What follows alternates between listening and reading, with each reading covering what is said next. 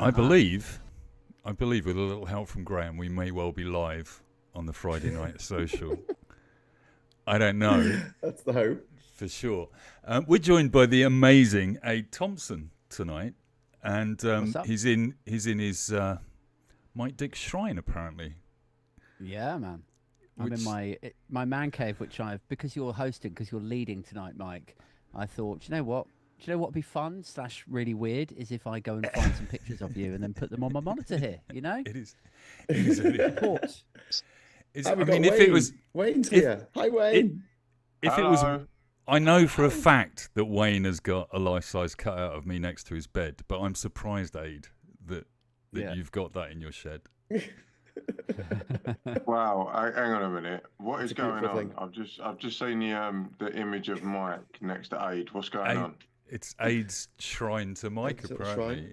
Why haven't you got one of those, Wayne? Why haven't you got one? Worse than Graham's shrine to Aid's dad. Well, yes, that is something that I do have, as well as my shrine to Mike. But before we go on, we should say hi to everyone at home, everyone watching, everyone in the chat. We've got Jane Lockwood in the chat. We've got Wanagi Pagan, Michael Warner, Brett Wall, Sarah Davis, and others. Hello, everyone. And Mike is hosting tonight, today. Well, tonight for you, it's today for me. I'm going to have to go after the first hour, though, because I have to go and watch a movie, I'm afraid. Sorry, everyone. I'm going to have to go and watch a movie. But big shout out to Pygmalion for £2 super chat. I'm the first. Pygmalion, you are awesome, and I hope you're not the last for phone super chats. Can I just say, Pygmalion, thank you very much for the super chat. But about an hour ago, Darian gave us £10. Oh, wow. And I think it's worth reading out what he said, which is, here's a tenner to buy whoever made that thumbnail a drink. Well, that'd be mate. I don't know who made that, basically. But you can't buy, apparently you can't buy £10 tins of rhubarb drink. So, you know. Alistair Kerm has just bought 5 politics social gift memberships. Nice. So they've gone out to Gina Lefty and also to Chris Mack, Graham Haller, Willie Dapper, which is a great name, and Sean are now members of the channel. So enjoy. I'll have to add your names to the credits, and also you'll get access to the Discord server, so you can go over there and bitch about us behind our backs. But we can read it. We can read what you're saying. So, anything happened today? I've been in Canada. It was a bit of a slow news day, wasn't it? Yeah, it's been really quiet today. Okay. Cool. Yeah, to be fair, Graham, since you're buggered off to Canada, nothing's really much happened over here. Really quiet news day. Really quite quiet. Wayne, your audio's not great. What's happening? You sound like you're sitting on your microphone. I'm just changing my headphones. Because I've literally tried to set up my rig that I'm gonna. The sausage is made. That I've got the old mic here. Yeah. Everything's Well, use done. that because it sounds shite. Use the mic. Let me turn these off and I'll come back. Okay. Good. Aid, is your mic working? Yeah, bruh. What about your microphone? Hey. So what's your take on it? What's your spin, Aid, on the reshuffle of the deck chairs? You've got these ministers, secretaries of state who have spent years, in some case, in a particular department, shadowing it until they got elected, and now they're just being turned to do something else. Would you be pissed off if it was you? I would be. I'm not overly surprised because his polling and Labour's polling is so abysmal at the moment. So he has to look like he's taking charge and making changes or doing something to fix things. And this is as good an opportunity as any, I suppose. Like if he has to remove if he's confronted with the reality of Angela Rayner resigning, then maybe this is that opportunity that he needs. But then, like the idea of like governments reshuffling to appear like they're taking charge for political reasons, for PR reasons, is not like a new thing with Labour. Like the Tories did it constantly whenever Boris Johnson got in a bit of a problem with the press.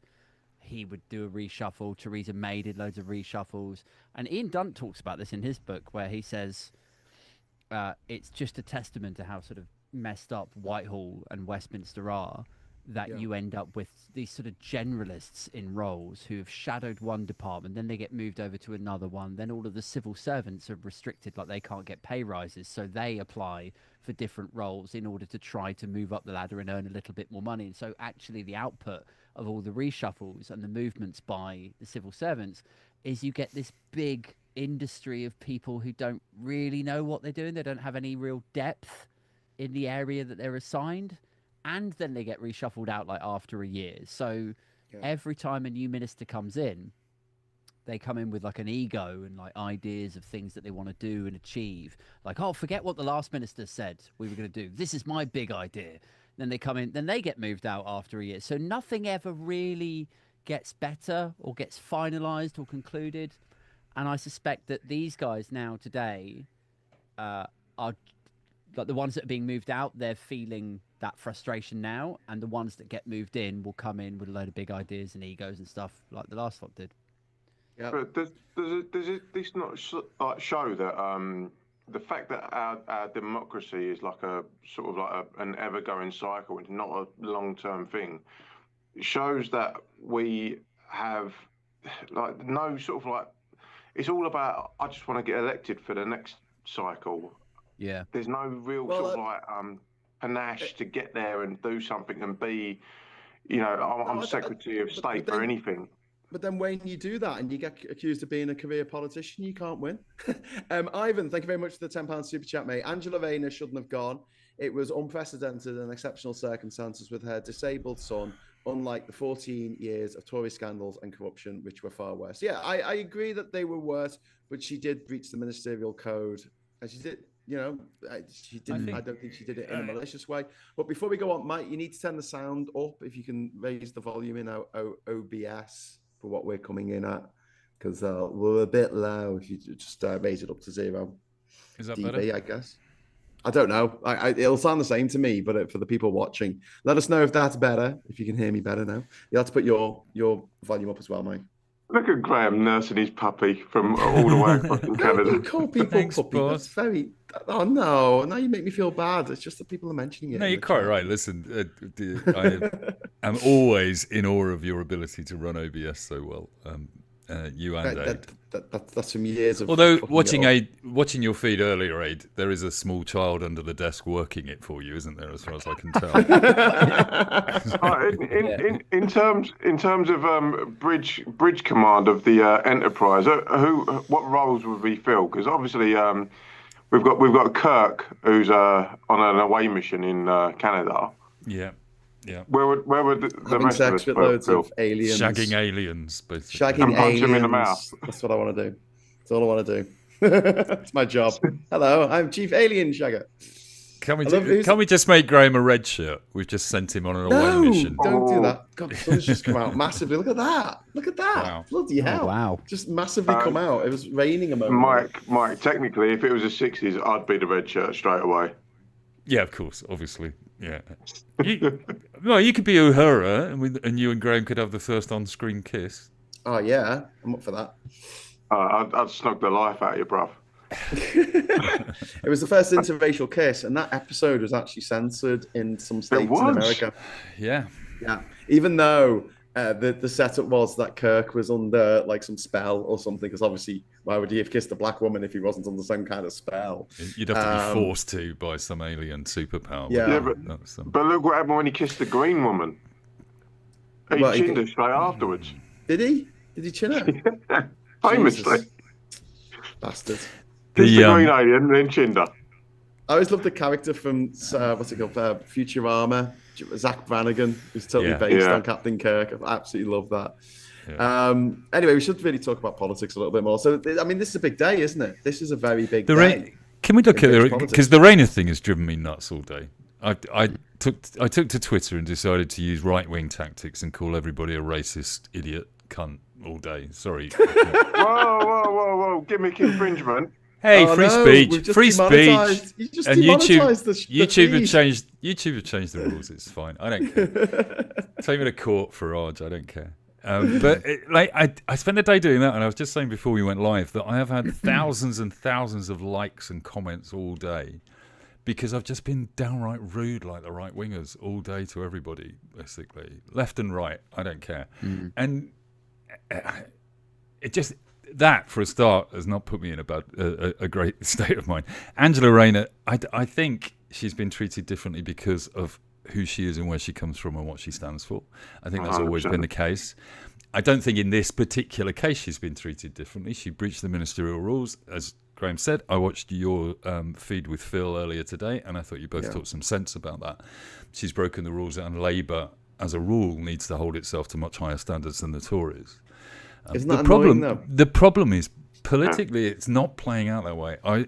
For all of my sins today of being for being awful on Twitter all day, which has not done my mental health any good, I also watched a large chunk of the Reform conference. Why would you do that to yourself, bro?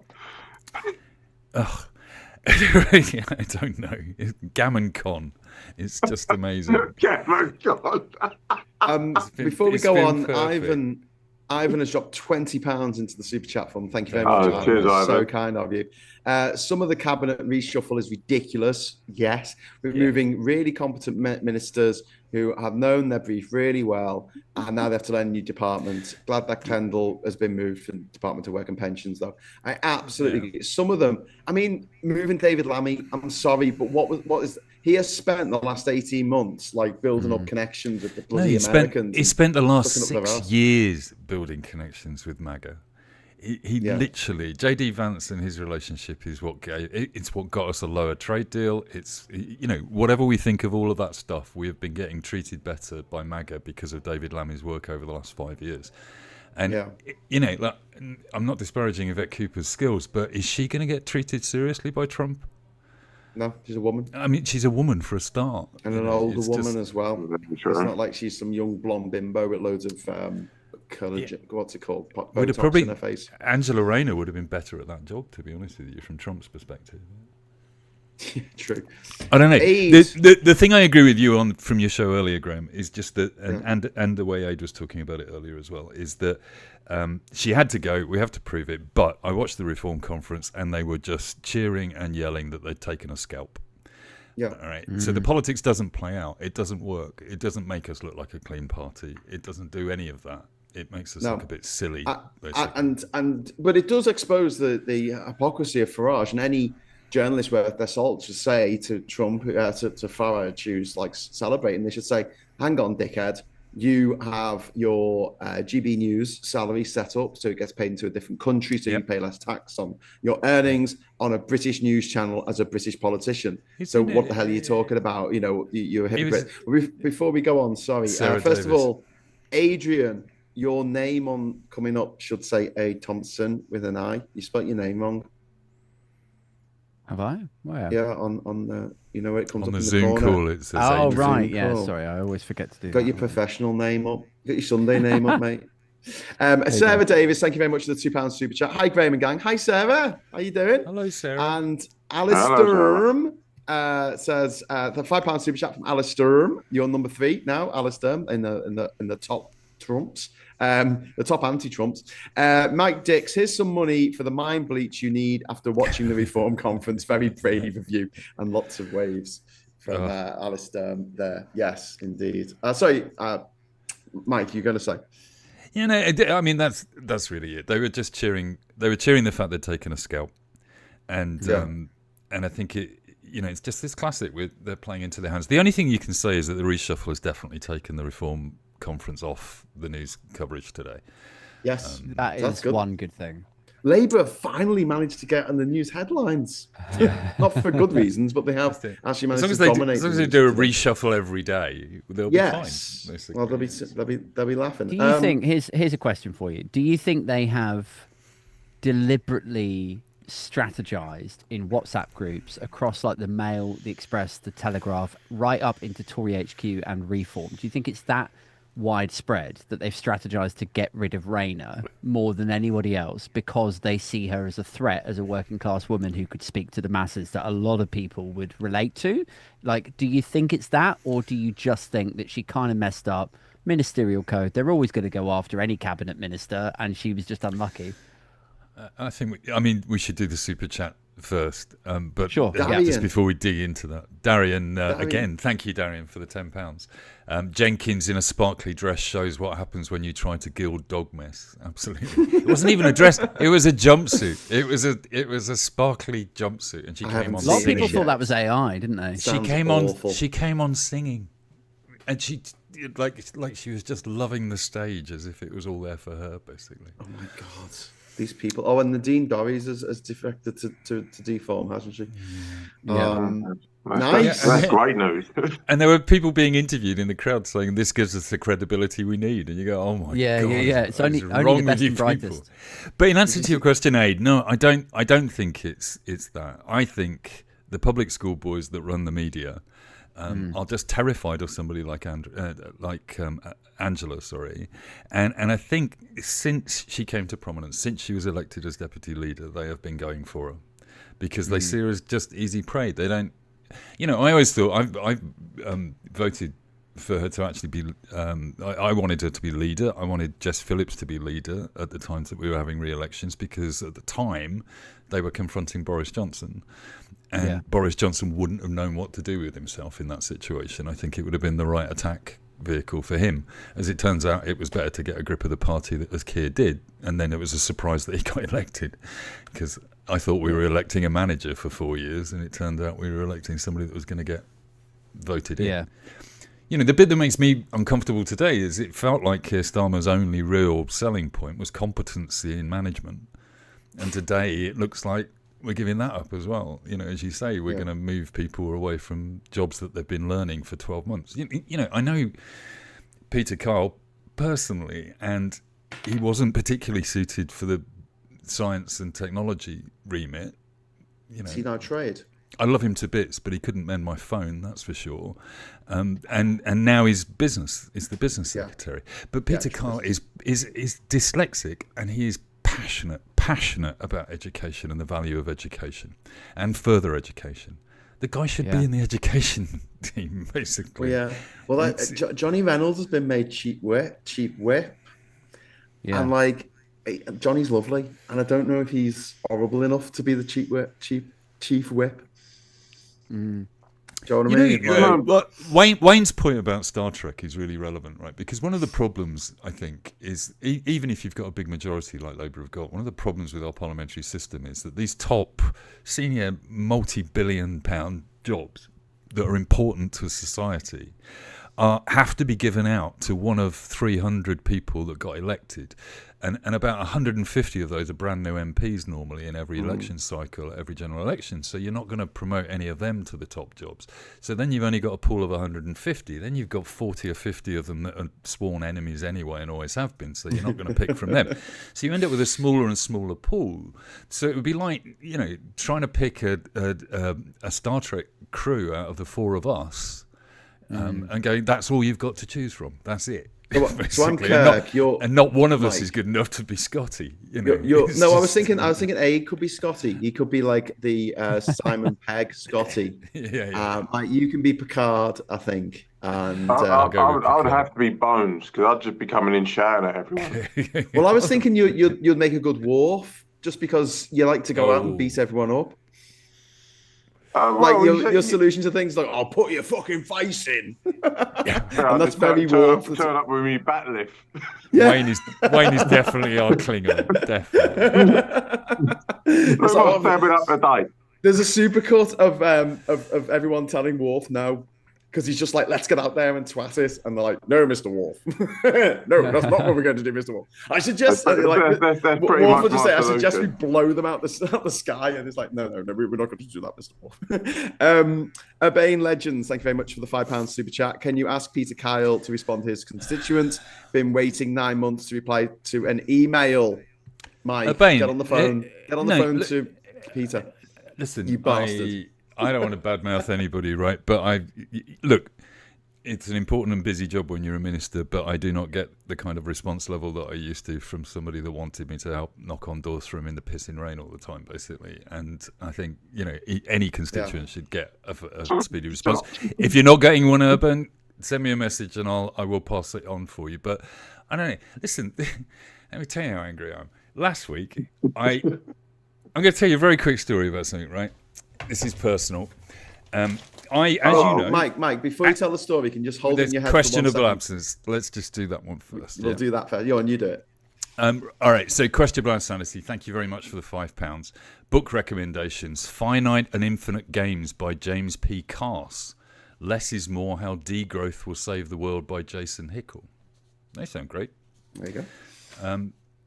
So look, very quick cancer story. As you know, I got an all clear from the bowel cancer tumour that I've had recently, and the NHS being the NHS, it took nearly 2.5 weeks for me to get an actual letter saying that from the NHS after my doctors had to talk to each other about what the results meant. I get that letter, and on the same day, I got a letter from the Bowel Cancer Screening Unit, which is a random letter sent out to people over the age of 50. All right, but on the same day, it said, "Would you like to have your bowels screened for cancer?" And I can't explain the impact that had on me, which is just that I felt like nothing to the NHS. I'd spent 12 months visiting and working with these people over and over again, and it just felt to me like I was a nobody. They didn't know me, and they didn't care about me in any way, shape or form. Now, I took this up. I'm not the kind of person that's just going to leave this. I actually rang them, and then I got hold of somebody that runs the Bowel Cancer Screening South East Division, and then I got through to somebody at the NHS Trust, and they've been incredibly helpful. But I wrote to Wes Streeting and Peter Kyle. I haven't had a response from either of them or their departments, and now Peter Kyle doesn't even fucking work in the department that's got anything to do with this data problem that they've got. Right? So you're not going to get a response from him because he's now got to go and learn a brand new job. Yeah, he's got to sit there and learn a brand new bunch of civil. It's like it's changing jobs. It's literally getting a new job. It's going to take a month before they settle into that work and figure out what the priorities are and what their priorities are. And they're not going to be dealing with constituency problems on that basis. Yeah, our whole system is screwed. It's just screwed, and also, basically. I mean, if there's any civil servants, like what Phil said this afternoon, if there's any civil servants who want to get rid of a particular thing that the minister's been working on that they don't appreciate or agree with, they'll put that down the pile. You know, the next person coming in isn't going to get briefed necessarily on everything. They'll get briefed on a few things by the predecessor, but I this early on in Labour's tenure to just shuffle people around in the cabinet, it reeks to me of unprofessionalism. And we've had we've had six foreign ministers or secretaries of state for foreign affairs in the last 6 years or something. It's been an insane number of foreign ministers that we've had, and now we've got another one. Anyway, we've got a super chat in from Darian Destar. Additional book recommendation, Manufactured Fear by Alex Kerr, our very own political ex. Thank you very much for the book recommendation and also for the £10 super chat. Thank you. And also Urban Legend. Doesn't he get money for a staff though? Yes, Urban Legend. Thank you very much for the super chat. And yes, I've got my MP's number, so I can text her. And I don't normally do that. It's just that there's something really happening in Parliament or whatever, I will text her. She always gets back to me. But if it's something that I want to talk about policy or whatever, I will text. I will send an email and go the proper way and send it through, the parliamentary, whatever, the parliamentary email address. And she always gets back to me. But it might be her team. I don't know. I don't know. It's signed off Mary, but it could be someone from her team doing that. The fact that Peter Kyle doesn't have someone whose job it is to go through the constituency emails. No, he does. His name's Chris, and he's very competent. And I'll pass on his details to Urban. What I don't get is we have all this talk of departments of heads of department and stuff. But what qualifications do these people have in the specific fields that they get reshuffled to? Nothing. Nothing. No.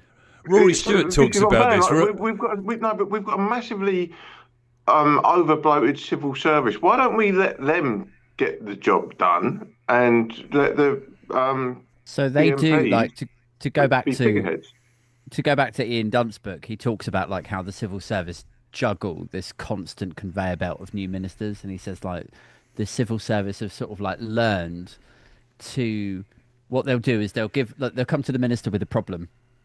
And they'll give them the sensible solution and then 3 horrendously bad ones so that then the sensible solution, according to them, as people who have worked in that department for like 2, 3, 4 years, the sensible solution sticks out so that then the minister, whoever it is, would never go for the really, really batshit one. And then he says the only minister that this didn't work on was Liz Truss. He went for the batshit crazy one every time. The batshit insane one. So it's the way that they juggle it. Like, they know that these ministers are going to be like wheeled out and reshuffled, and so they try their best to manage these things. But the way that then gets manifested in right-wing circles is like, oh, it's the blob. The blob is running the show. It's part of the deep state. In actual fact, like, the reality is that they've just learned to work in a system where they know that the turnover is actually very, very quick and unprofessional. And it's where Yes Minister in the thick of it would just bang on how it works, really, except probably it's funnier in real life than it is in those shows sometimes, I think. But if you look at it, let's not compare it to the Great American System, because that ends up with people like RFK Jr. running the health department, basically. But at least in America, the president gets to appoint people, and then they are democratically assessed. And now that's how it should work. And it blatantly is a very breakable system. They basically get a job interview, didn't they? Yeah, you can bring somebody in from the outside. And also we can do that. And, Cameron was and I think Boris, to an extent, was very good at giving people a peerage and then making them a minister. So you can bring a businessman in from outside. Even Starmer did it, didn't he, with the guy from Simpsons, who was working on prisons, basically.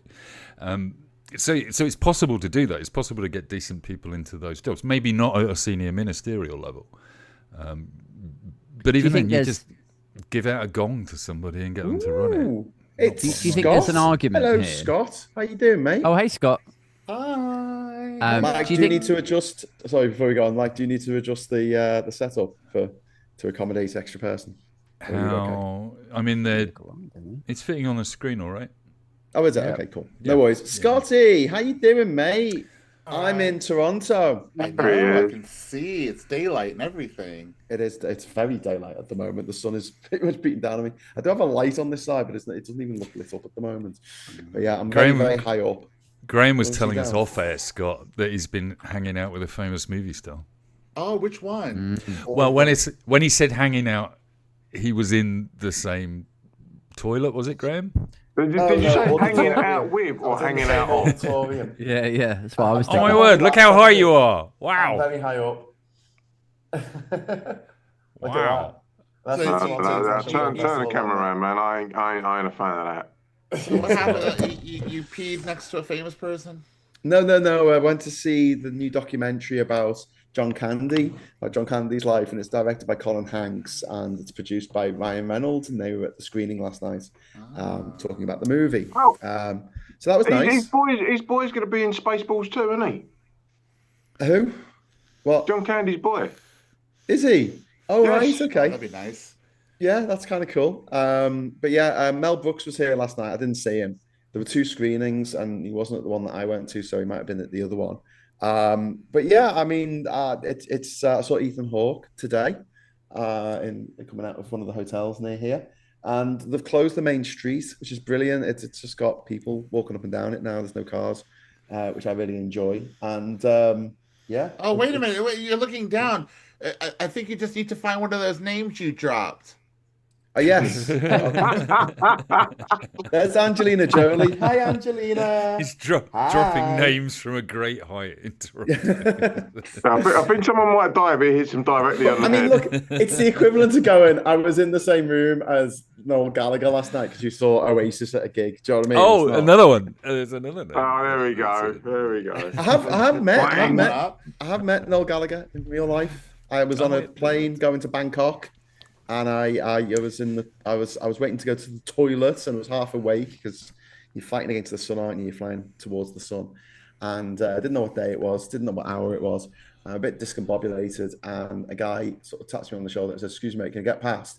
And I turned around and I saw this guy, and I went, "Fuck me, it's Noel Gallagher," and it was Noel Gallagher, and he just looked at me like I was the world's biggest twat, and went, "Yeah."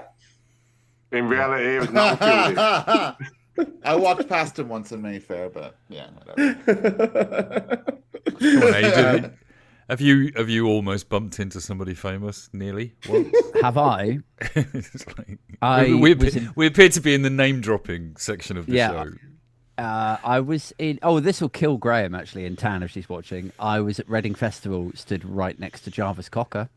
Ooh. I wasn't impressed. I'm not really a Pulp fan. I talked about that on my show. Oh my God, you sacrilegious motherfucker. There was that, but I'll tell you this. This really will kill you. I was more impressed, and I'm a little bit like I'm happy to brag about this. I was in Burger King once in Reading, next to Wet Wet Wet.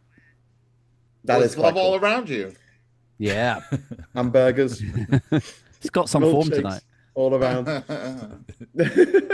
I once had to kick Chico out of my hotel room at 3 a.m. because he wanted to have a deep and meaningful, and I was like, "Bruv, I've got a flight in the morning. Go away." That's Chico, right. Yeah. really? Chico It from was not Chico. Chico time. We're gradually going up from Ryan Reynolds here, aren't we? You've gone from Ryan Reynolds to Chico. I need to tell my cheeky. I don't know how I feel about that. Something I discovered today. I need to tell my Lembic Osbic story in a minute. But, carry on. Doesn't he the one who married one of the cheeky girls? I found out today, apparently, talking music, Nickelback, who I hate. Oh, Apparently, God. they're doing like a Trump tour. They're like supporting MAGA. You're in MAGA Nickelback and they're town fucking right now. Canadian. They're Canadian. Yeah, they're from Canadian. Nickelback They're town. from Buttfoot nowhere. They're from they're not actually from that Toronto. real? But on that Apparently, kind of you didn't know subject, that? Aid, you were talking about the Saudi comedy festival that's yes. going on as well. There's the a amount of money Saudi comedy festival. Yes, so Saudi, because Saudi's now trying to own the entertainment industry. Sounds like a right giggle. They've built this area in Riyadh called the Boulevard, and there's a place in it called the Square. It's like really imaginative naming they've got for all of these, which is like a Times Square rip-off.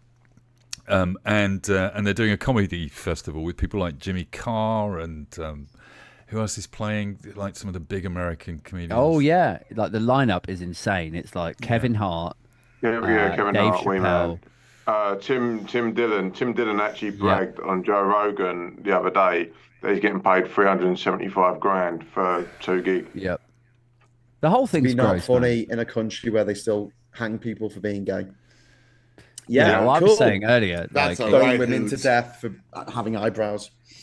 they all of these people are like free speech warriors, and they will fly over there to perform for a crown prince who butchered a journalist, and then they'll come back next week and sit on Joe Rogan and talk about how there's no such thing as like free speech in the UK anymore. Yeah. The whole thing's a fucking But- joke.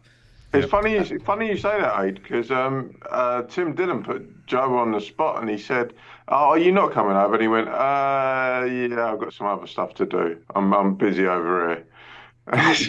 Can you not refer to him as Joe like he's our friend? Can you call him the cunt Rogan or something like that? Toe Rogan, I heard him called. I would like to say that, but every time I use that word, I get told off by you, Graeme. You know, Mike's already. Hey, I've already ruined ruined the show. I'm sorry. One. We need some super chats. Should we set a goal, Graham, before you go? Yeah. 10 super chats. What are you got? Are you doing it? Are you setting the goal? Yeah, 10 super chats. Go on. See if you can 10 do it. super So you can chats get the confetti. that use the word. I'm going to go. I'm going to go in about, I don't know. 10 super chats that incorporate 25 minutes. a word that rhymes with the C-bomb and is topical to our discussion. I've got a chat that I need to read out. Mr. Glitch says, my old band supported Britpop legends menswear. It's got tangled up with cable there. Britpop legends menswear, not so much of a claim to fame as a confession. No, Mr. Glitch. Menswear were fucking awesome. Menswear were in the, do you remember the first time video for Pulp, I think? And the Daydreamer and I'm being brave, two awesome songs of the Britpop era. I think they were I think I know underrated. Mr. Glitch actually. And do you? Graham, just yes. quickly, if you're shooting off in a minute, you're going to have to set the goal. It tells me I'm not the channel owner. Oh, there you go. Ha ha. Well, that's what you get. Oh, here we go. Look at Should him. do it all the colours. Oh no, we'll do at least Yeah, £2. Light blue and higher. There you go. And we'll set the timer. You've got 1 hour. Come on, I've got loads of time. And if you do it, you will get confetti. I don't know if you've seen this, but if you get your goal, you get like confetti come down in the chat. So there you go. You get confetti. Let's go for it because I the border and tipple Graeme. What? Purely because I managed to demonetize this marvelous broadcast. So I'm sorry. And, but then it weren't me for once. Yes. It wasn't. But safe to say, Graeme will be paying all the tax on any money raised tonight. No, I'm saying I went asked to cross the border and get Graeme. Yeah. We did try and get his plane diverted, didn't we? My plane perverted. What? Your plane perverted, mate. Where did you want to direct me to? Francis Winrow, thank you for the £2. You've redeemed me to an extent, and I appreciate it. Thank you. I want to know where you're gonna send me to. We were going to send you to Florida. Chicago. Oh no! I'll end up in Alligator Alcatraz, which is apparently going to stay open. That was the intention. Good intention. news this week, but Farage did get his arse handed to him in Congress. Oh yes. That was beautiful. Oh, he got slapped the fuck down. He did indeed, and our friend Femi was mentioned. Well, mentioned in passing by name, but for getting kicked out of the conference. Did you notice when you watch? We all watch YouTube channels from the States, similar people to us talking about American politics, and they never mention European or British politics as a rule. And none of the podcasters I've seen covered that Senate hearing. So it's just not interesting because the whole hearing really is about how shit Europe is. And to be fair, the biggest thing in the sort of like lefty YouTube stuff in the States has been this dark money story that's like really sort of bubbled up. There's been like a coalition of YouTubers that have got together that have been taking some dark money to basically be the Democratic Party's mouthpiece. And I'll take dark money. I'll take light money. I'll take any money. I'm not sure funny, but Republicans have been grifting like this for years. Exactly. So why can't we? Listen, before we go on, first of all, hi, Kat. Kat's watching from the UK, saying she missed me. I miss you, Kat. Oh, bless her. Also, realise that actual people's bloody names have now reappeared in the chat. So instead of it being at, Billy Buncher numbers, it's people's actual names. So big shout out to Scott and Victoria and Mon Angry Pagan and Diz, Sarah Davis and Francis Winrow and everyone. The names are back. The names are back. Hurrah! Yeah, I've gone back to Wayne Maker 2.0. Take away for a few weeks. Sorry, Wayne, what was that? I've gone back to Wayne Maker 2.0 instead of Supermassive Wayne. Supermassive Wayne? What? Which is massive what? Supermassive what? Absolute freak. That's an idea. Tarantino does Trumpton, says Pygmalion. That's a great idea. We should do that. You should recreate famous scenes from Tarantino movies with the Trumpton characters. Yeah. That's a good idea. You could have the standoff, the Mexican standoff. There's another project you and I can blast on for a while. That would be good. I remember that famous iconic picture of one of the guys from Reservoir Dogs pointing his gun up and Mr. White, Harvey Keitel, putting his gun down. Really Windy Miller and the mayor doing that. Yeah, Windy Miller and the mayor doing that. With water pistols. It's about time I started doing Trumpton jokes again. I think I may stop doing politics and just do jokes about the original characters again. It's far more rewarding. Is that like Windy Miller's porn collection and stuff and all of the depraved things that Windy Miller constantly drunk. Children's TV show, and he was just constantly pissed on cider. It should be called the Trumpton Fire Brigade and the Big Gay Train. Choo choo. Yeah. So Graeme, before you shoot off, what are you actually getting up to today? I'm off to see a movie. I forgot what the name of the bloody movie is today. So every day we're down to see films. Tomorrow is going to be interesting. We're going to try. I haven't got a ticket for this yet, but they have like an extra queue and they fill up the seats. So what I did for the John Candy film last night, I Like Me, you queue up an hour before and they allow X many people in. And to fill up the seats. So I'm going to try that again tomorrow because Wake Up Dead Man is having its premiere here, and that's going to be the new Daniel Craig Knives Out film. So that should be quite cool. There's also a movie called The Christophers that I'm going to see, and that's going to have Siri McKellen should be there. But unfortunately, I hear on the grapevine that James Corden might also be there, so I might have to take the Super Soaker.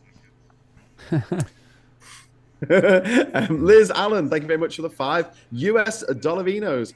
Let the left get dark money like the right does, then outlaw it when we come to power. Yes, Liz, absolutely. Wayne, I haven't seen that story. What's the source of the money? Do we know, or is it not unknown?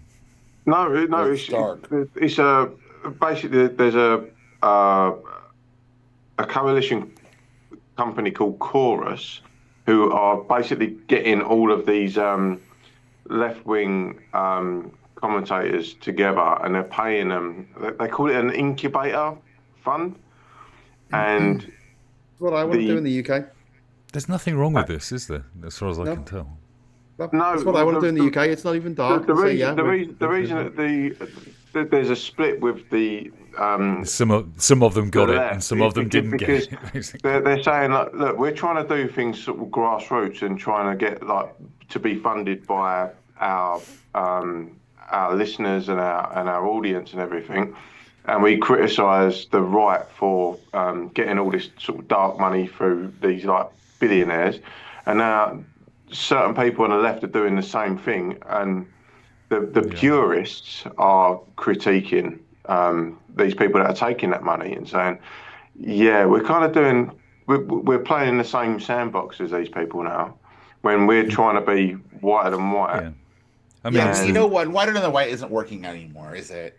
Let's be honest. At the end of the day, we got to get down to the dirt with these people, and if and expose them for the hypocrite. Hold a mirror up to them and say, you know what?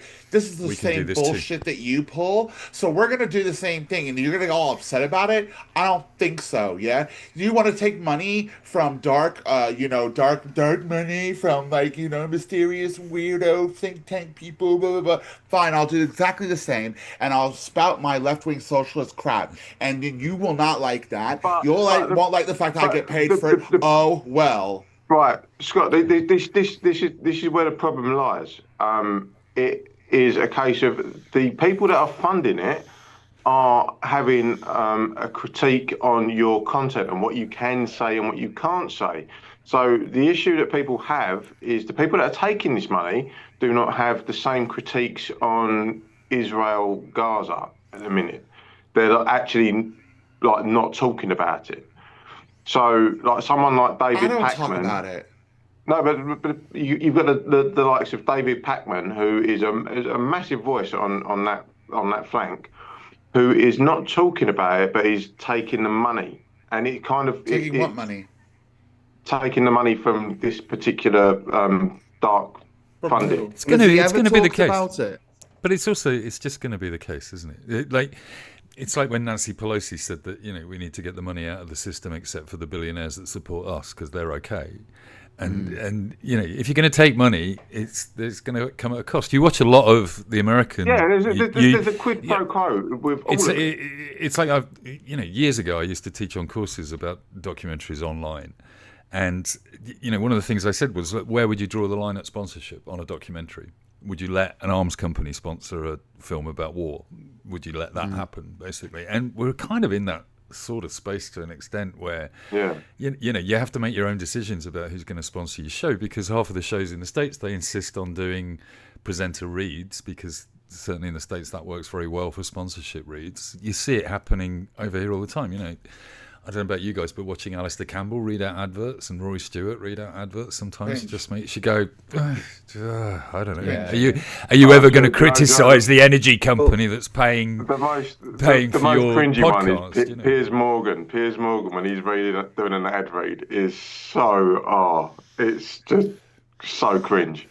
Anybody reading an advert's cringe because it's blatantly, they're blatantly, it's being paid to say every word that they're saying. So it doesn't really matter. Every advert that on any podcast is cringy. Why do people not just play an advert instead? Why do they read the advert? Because it's supposed to get that personalized touch. The advertisers but it's not it sounds. It's so soulless. I was talking about Tim Dillon earlier on my podcast, and he's a great example. Or Joe Rogan is another great example of podcasters, of content creators who are they're obviously given talking points and cards to read through. Yes.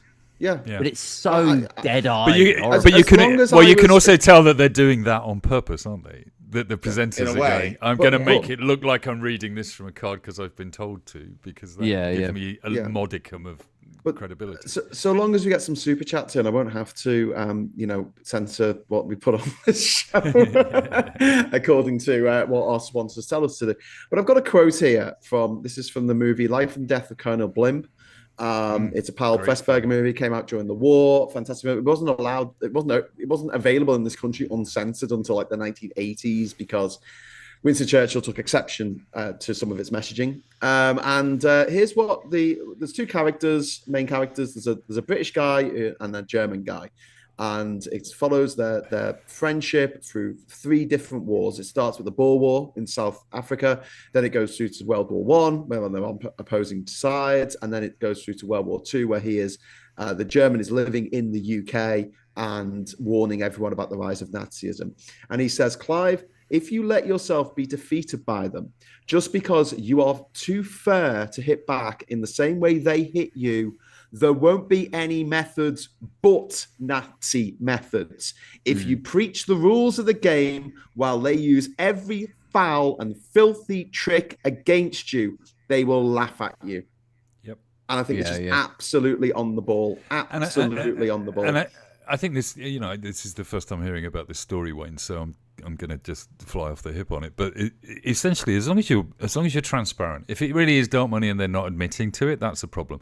But if you're transparent and you say we are being funded like this, the left can still have credibility if they say this is where we're getting our funding. No, but part of the contract is they're not allowed to declare then they where should their funding coming from. They should pick their contract. Can I just say we're getting some revenue in. So Willie Dapper, £5. Thank you very much. Not surprised that Nickelback is sporting Trump. Didn't they charge $4 for their COVID charity slot in 2020? That, guys. I fact-checked that. Not true? It's not true. Do we have to give Willie Dapper his money back now? No. No, Scott, be gentle with your fact-checking. Nickelback is not on a MAGA tour, but they are co-hosting the Rock the Country Festival. With who? They're co-headlining with Kid Rock. Well, there you go. That's what I mean. But which has been described by some as MAGA-friendly event celebrating American patriots. The festival, which began in April 2025, also featured artists like Leonard Skinner and Hank Williams. Can I just say, so thanks very much, Willie. Nickelback do reserve a special place in the pop culture universe, whereby if they did do like a MAGA festival or a MAGA tour, weirdly it would still not be the worst thing they'd ever done. Because they're so universally hated. They have the hugest fan base, and they do arena tours all over the world. And they're massive. I've heard. Do you know what? I've heard like intel from people in the music industry where they're like, those guys work their fucking asses off to get where they are. They're a really hard-working band, and they're lovely guys, but everyone hates them. It's just who's this? It's Nickelback. Nickelback. They're not lovely guys. They're doing a Trump fucking rally. Kieran Crossan, thank you very much for the £10 super chat. Just so I can see you all next Tuesday. I loved Farage getting fast slapped by Jamie Raskin. It was an absolute. It was a thing of a rare and exquisite beauty. Alistair, the £2 super chat just to get your goal hit. Thank you very much, Alistair. And Mr. Glitch saying, this is a sponsored message from Glitch Inc. Fuck the flags. Fuck them really hard. And just to finish off on that, the quote I was doing from Life and Death of Colonel Blimp, there's another quote, which is, dear old Clive, this is the German trying to explain to this old British officer that it's not the same as it was, right? And he's saying, this is not a gentleman's war. This time you're fighting for your very existence against the most devilish idea ever created by a human brain, Nazism. And if you lose, there won't be a return match next year, perhaps not even for 100 years. And that was written 70 years ago, and nothing's changed. 80 years ago, and nothing's changed. You know. Well, it's just recycled, isn't it? Yeah. And I think I was watching a Channel 4 coverage of the reshuffle today, and it was somebody was on there saying that essentially, if this Labour government fails, if it fails to win the next election, if it fails as a government, then it won't be replaced by a centrist Tory government. It will be replaced by a right-wing authoritarian government, and and that's the fight that we have to take on. And if you take some money for that, and you have to keep quiet about Israel as a result, I don't know. Maybe that's what you have to do. That's what Democrats are doing. I mean, there's a huge number of people in the Senate and Congress that are funded by the Israeli. That's the problem. It really does split the left. The very morally superior people are going to be a bit like, well, if you care about humanity and you care about people and you actually care, you're going to give a shit about Palestine. You're going to talk about it. This is the big issue on the left, isn't it? That we just can't. We expect for some reason that everyone's going to agree with 100% of everything that everyone else agrees with, and you see this whenever. I know not everyone thinks that way. I'm not saying that there's a lot of people who are like, I agree with this person on 99% of the things that they say, but I disagree with him on this one, so he can fuck off and go to hell. Do you know what I mean? And it's like we need to stop doing that. I've noticed that within our sort of like our small little realm that we sort of like inhabit here. I mean, I watch like Navarro News, and I know there's like they've had like horrible takes on TAN, and then I'll be like, I'll be like, no, what are you talking about? That's my mate. You bunch of see you next Tuesdays. Oh fuck it, Mike's already done it. You bunch of cunts. But then in the very next bit, I'll be like, yeah, I agree with that. Do you know what I mean? I think that's really a little bit different, because that's just not just policy areas, is it? That's having a go at our mate. So Can I just say how bad I'm feeling for setting such a low bar that even Wayne can get under it? Basically, it's, oh, fuck you, you fucking twat. Well, I mean, Wayne's voted Tory in the past, and and we still let him in. Has Phil. So has Phil. Phil has voted Tory quite openly when he voted in the mayoral election for Lincolnshire, because he knew that if he voted for Labour, it would be a wasted vote. So he voted Tory to try and stop Andrea Jenkins becoming the mayor of Lincolnshire. But unfortunately, she became the mayor of Lincolnshire. Vendetta says Navarra are arseholes. It is a bit of a shame, and that's why I try.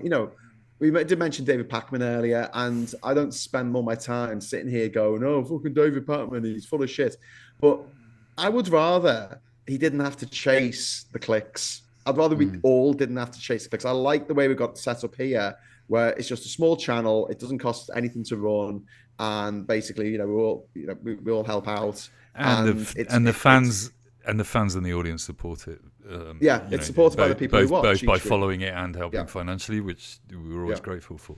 So we're not constantly chasing the clicks. We don't have to have thumbnails going, "Oh my God, Trump is dead." Yeah, and it's like destroyed. He's destroyed. He's crushed. What's John Oliver crushed? He's been obliterated by Congress. That's the clip. That's the clip, Scott. Deported from Canada. He's been obliterated. We're just going to pump that clip out on TikTok, Scott, to make the channel double in numbers now. Obliterated. So thinking of ways of escaping the dreaded algorithm, so that your video doesn't have to appear as a recommended video underneath someone else's video in order for you to get paid that day.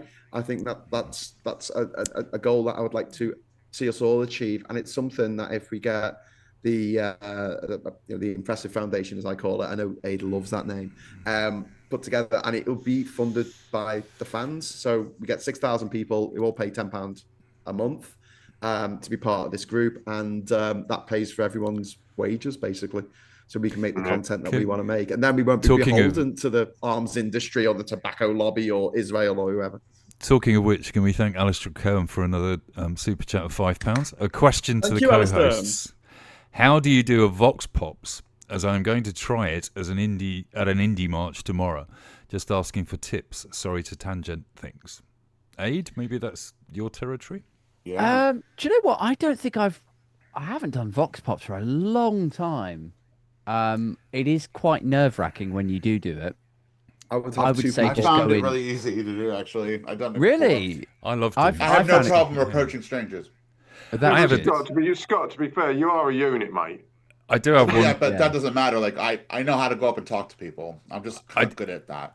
I do have one tip which really works. I've got an old broadcast camera upstairs and an old tripod, and the camera doesn't work. But I take it out when I do Vox Pop, right? And I stick my phone next to it to record the actual Vox Pop, and you carry a big microphone with you with a big label on it, etc. And everyone wants to come and talk to you. Then they do because they don't know where they're going to show up. Yeah, if you're doing it just with your phone. In this sort of media age, if people see someone with a camera and with something like a high-vis with press written on it, like people want to have a little say. You don't wear high-vis on your press. Who wears high?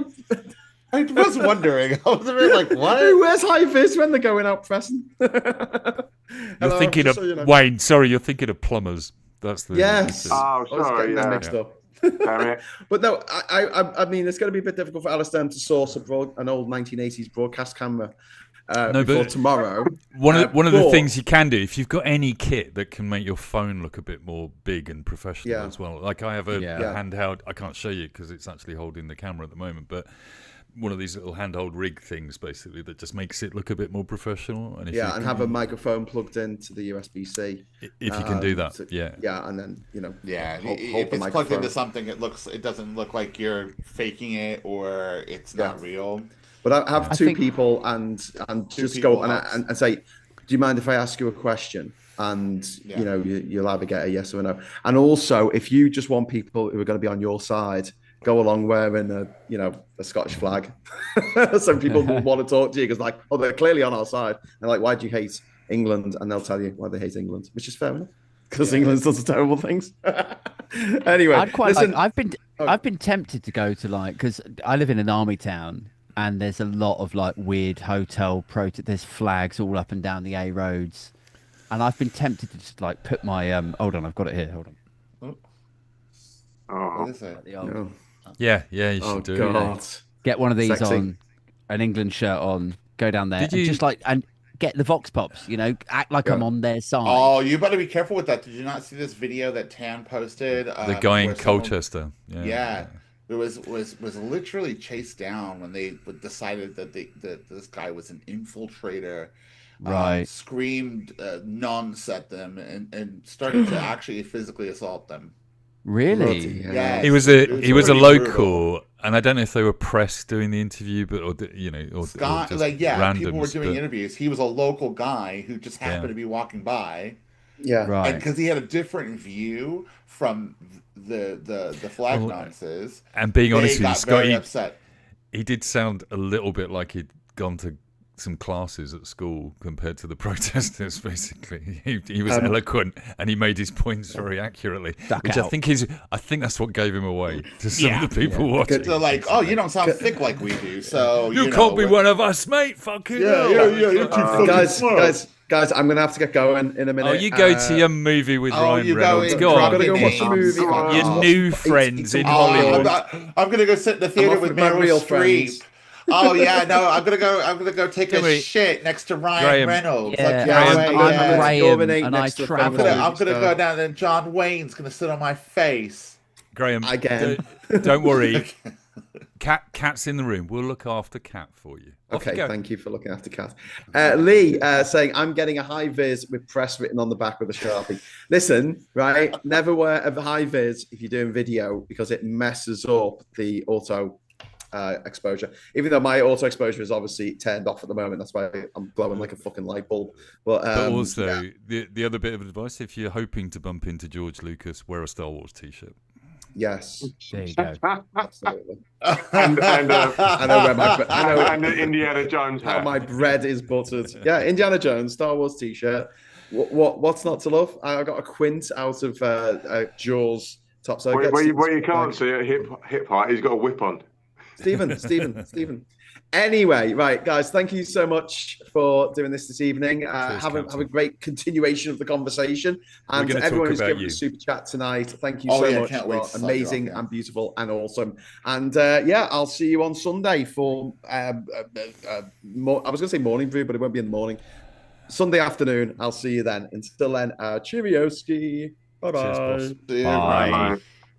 Bye. Right, it's gone. Come on. Name dropping. Thank Christ. I just want to say that to pay for I didn't bail when he gets nicked. Yeah, for being a fucking big old stalker. I didn't get a chance while we were dropping names, but I've actually met Graeme Hughes. I don't know. Oh my goodness! No shit. I met him in person too. He actually signed a copy of my book. Oh look! I don't have mine signed. You have better one. Yeah. I've actually met him. We have no photographic evidence. Have you read it? Definitely. No, of course not. I just read the nice bit that he wrote in the front. Seems seriously boring, guys, really. I've got to go too. I've got to run. Can I give you a I haven't read it yet. Before you go, I've got Graham's book and I got it on Audible and I used one of my free credits, so he ain't getting shit from me. Hey, thank you very much for joining us. Can you just read out this latest super chat for us before you go? Now Graeme is gone. Now Graeme is gone. We can all talk about him behind his back. There you go. That's exactly what we're doing. And if anyone, Mikey Famin, because that's his line normally. If anybody wants to give us another $5, we can talk about aid when he goes as well. Oh, we're going to. Oh, please, I've got loads. There you go. He's got a penis like a cucumber. Thank you for joining us. It's a real pleasure to see you. You're very welcome, man. Yeah, nice to catch up. All right, take care, guys. See you later. Cheers, buddy. Bye. Bye. Bye. He's not going. Yeah, still there. I know. I'm trying to leave. See you later. Press the leave button. He's gone. Bugger off. I said that was in a big private button, chat. top right. My reference. He took this picture of himself from below, holding a cucumber, where his manhood would be, and it was. I can only imagine what you photoshopped. I didn't Photoshop anything. I just said to him that I reckon the cucumber was probably actual size. I know we're talking about the big political subjects of the day, but Scott, I've got to ask you a question, which is specifically for you. Mm-hmm. A friend of mine who has recently got back from the States told me that they do not put butter on their bread when they're making a sandwich. Yes. Is this correct? Yes. What the fuck is that about? A American will ask you why the fuck you put butter on your bread before you make a sandwich. It's just normal. No, to you it's normal. To Americans, it's not. I wonder why that is, though. I wonder. Because I think Americans are more likely to use a mayonnaise or a mustard or some sort of sandwich filling type thing rather than a butter. I thought it was weird when I moved here. I mean, it's something I've gotten used to now. Does it makes you wonder whether the sandwich was the sandwich invented after we discovered America or we colonized America. Oh, but sometimes in this country people put too much. Like if you go and order or buy a sandwich somewhere, sometimes there's too much butter on it. I mean, personally, I can't get enough butter on it, but that's an obsession. But it's got to be salted butter. It's got to be salted butter. Salted butter. Yeah, but like the idea of it, maybe, and also there's a big difference between American bread and British bread, isn't there? Like the standard. Yeah, the sugar content probably. Yeah. Exactly. Basically, your bread's like cake. Yeah, pretty much. Yeah. I thought that was like Caribbean bread was a bit like that, isn't it? Like I can't remember the bread that my old man used to bring back when he went to Montserrat. Yeah, I can't think of the name of it right now. You see it in sort of the more sort of Caribbean shops. Yeah. It looks wonderful. I've not tasted it though, and I really would like to try it one day. But I don't want to buy a whole loaf of cake, mate. It is. It's like cake. Is it? Yeah. It looks like a pound cake. It's like brioche on steroids. Right. See, I'd probably eat that up. That would be a problem now. Sounds good. This weight, but yeah, it sounds great. But again, you'd still need to slap a shitload of butter on it. Yeah. Somebody on. got me some Dutch ginger breakfast bread this week. And what was that like? It's basically like ginger cake. It is basically. That sounds ginger wonderful. Cake. And you slab that with butter, and it's gorgeous. See, my brother doesn't do it. My mom would make. She would buy. Oh God, what's that brown sort of loaf thing? Malt loaf. Yeah, it's got like there's a brand name for it. Soren or Soren. Yeah. My brother loves it, but my brother will literally take the whole loaf out of the bag and eat it. Yeah, I could do bite by bite. Yeah. But my mom used to slice it into slices and just slather it in butter. That's and I was like, what you do. That's how we used to have it. But when I was a kid, that's how we used to have that. Yeah, so did she. It's been around for a long time. To me, it's like, yeah, I've never even tasted it. It looks awful to me. Talking of the States, Scott, what's been happening with Trump this week? Is there? I don't know. I think there's been enough going on here this week to be occupied with. Do you know what I mean? He's not dead, right. which he has. Yeah. So he's very much alive. What did he do this week? He has been remarkably quiet again, though, hasn't he? Really, I think he's gone quiet the last couple days, but then there was he had a world leader and he had to lead a country of a country in. I'm sure he solved the war somewhere. From Poland. The president of Poland, I think, was with Trump this week. Poland. I was reading this week that Poland are talking about getting nuclear weapons. Well, you know, it makes sense. They're allowed, are they? Well, kind of. The only thing stopping them is the USA. Because basically the USA have got a veto on all nuclear weapons within NATO, haven't they? Because we can't just pop one off without their say-so. But I don't think Trump would intervene. Because if Poland turned around and said we're going to spend billions of euros on nuclear weapons and that's our 6% contribution to NATO, and if America is saying that they can't be guaranteed to come into the defence of European countries under the NATO agreement, then we've got to. But also, is it? Germany, I mean, who'd have thought we'd be in a position where we're kind of encouraging Germany to get nuclear weapons?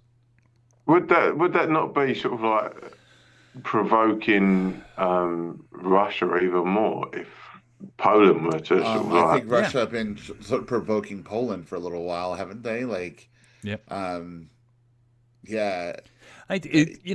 whether it's good or bad, Trump has pretty much torn up the NATO agreement. I mean, we're still tenuously all in it, but I don't think we can guarantee that Trump would step in if Poland or Germany or anywhere else was invaded. Honestly, if there is no Trump presidency, if he doesn't try to do it again or whatever, then let's say a Democrat becomes president, all this will just be put right back into place again. Do you think, though? Because I was watching something that was saying that once you start accumulating this kind of power, actually it's very rarely reversed. I mean, you look at the Labour Party, there's a lot of laws that the Tories brought in that the Labour has not reversed. They have not reversed, which is very frustrating. But it was the same with when Biden came in. He just basically said all the stuff. Well, you talk about tariffs. Trump put tariffs on China and Biden kept them in place. Yeah. Despite Democrats complaining about them at the time. But so much has happened now. I do wonder whether, if there's a Democrat president, whether they just kind of go, okay, we've got to reinstate the civil service again. I think it's possible, but I genuinely think that America has quit its pitch for quite a while, basically. Because I think once you're in a position where you go, okay, but we might only have 4 years before another Republican comes in and does this again, and it just goes backwards and forwards like that for every 4 years, then ultimately, Europe is going to have to step up its position. Yeah, I guess so. And there has genuinely been a laziness in most European countries except for France and the UK in terms of... We're all going to blow up in about 10 years anyway. The whole Earth will be gone. Oh, after you, happy bollocks. I mean, you came in all chirpy when you started. Look what we've done to you. I gotta say, guys, I've had a really shit week. Have you, man? You know, yeah. I don't mean to change it into like a sort of like downer mood, but my humor is a mask at the moment because you know how on I always try to like get off the show at certain times I can go to bed, and I work in a barbershop on Saturdays. The guy who owns that shop passed away this week. Oh, mate. Very, very suddenly. Like I was supposed to see him Saturday. Suddenly, tomorrow I was supposed to see him. So, yeah, found that out yesterday. So, like, I've been really, obviously, quite down about it. I worked with him for a year and a half. You know what I mean? That must affect you quite badly. I'm sorry. Yeah. So it was a real shock. I actually ended up leaving work early yesterday, and yeah. What? Do you know what happened? Do you know what? Yeah. He had a heart attack. Yeah. And he was 52. There's no age at all. No, not at all. I agree with that, mate. Yeah. So it was really shocking, really, really shocking. So and even when I was in the office, like at first, obviously I was a complete mess. I was very, very upset. But then, like my coping mechanism is to just start shouting out jokes. Yeah. And trying to get people to laugh. Like that's my coping mechanism in a way, you know, because I like to stop you feeling the sadness. 15 minutes, like before my food shut up, like it was about quarter past 9. I was like, I'm not doing a show. I'm not gonna do it. I was really I'm not gonna do it. But I ate something and I was just like, right, get on the show and just fucking have a giggle. Do you know what I mean? So that's what I've been trying to do. But, you know, there is this part of me right now. It's just like, who cares? The whole world's going to go to shit anyway. We're all going to die. Scott, bro. Well, you're not wrong. A lot of love from chat coming in. A lot of love from chat. There's a lot of love. Can I just... I can't see it at the moment, but... can I just thank... I've literally fired up the laptop because I'm missing the chat as well because I'm literally on my phone using the Zoom calls. So I quickly fired up the laptop. Can I thank Kieran Crossin for the 199? I see Ukraine getting... NS sooner? Nukes. Does that mean nukes? Yeah. Well, they used to be the people that made all of Russia's nukes, didn't they? Until he's been talking at the moment, Putin, hasn't he? And he's been saying, you know, he doesn't actually. I think he said today something along the lines of like he literally sees no point in meeting with Zelensky because they're just not going to agree on anything, so it doesn't matter. I mean, I kind of agree with that. It's insane. I don't. When he was in Alaska, he was suggesting that the meeting could take place in Moscow, and you think, oh yeah, Zelensky's of course he's gonna hop on a plane to Moscow. Of course he is. Come to Moscow. Try our tea. Yeah, have a cup of tea. We've booked you a hotel room. Don't worry about it. Yeah. I'm just looking on the chat. You guys are very sweet. Thank you all very, very much for your lovely messages. Thank you. It will be very difficult for you tomorrow, I think, Scott. That's are you preparing yourself? You know, it was crazy. I got the call. It was from the other guy that works at the shop, right? So, I was like, I thought he was going to tell me. Honestly, when he called, I was like, oh, Lee's not going to be about. That's all I thought. That's like, it's not going to be about for Saturday, which is really disappointing. He's going to tell me, and I'll have to call Lee at some point over the weekend, whatever. And when he said that he passed away, like it was just really hard not to break down at that moment, right? Because I could hear how heartbroken Scott was. Scott is the other barber in the shop. So 2 Scotts, straight Scott, gay Scott. And Scott was, which one are you, Scott? Yeah, I was gonna the straight one, guys, obviously.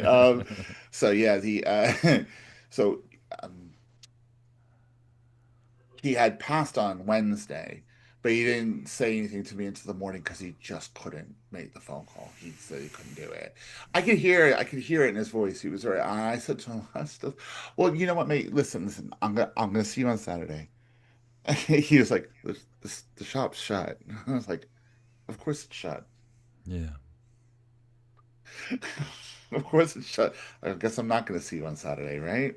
But I was just trying to say anything, get off the phone because I didn't want to start crying on the phone, you know.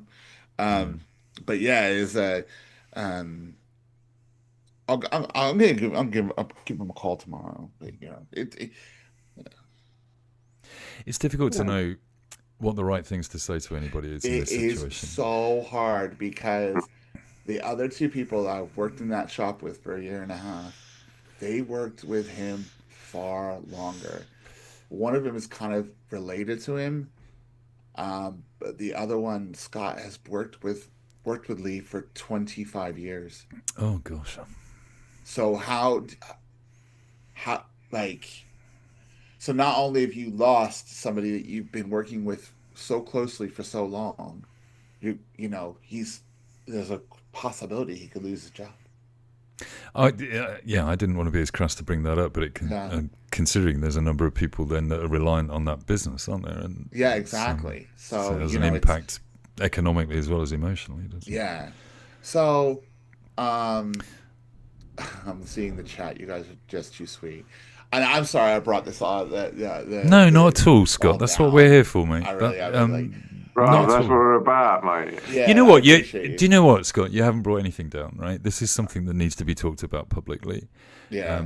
If you're okay with it, because the way we deal with grief it's important that people are heard and that we talk about it. It does happen all the time to people, and unless you're experiencing it, there's nothing.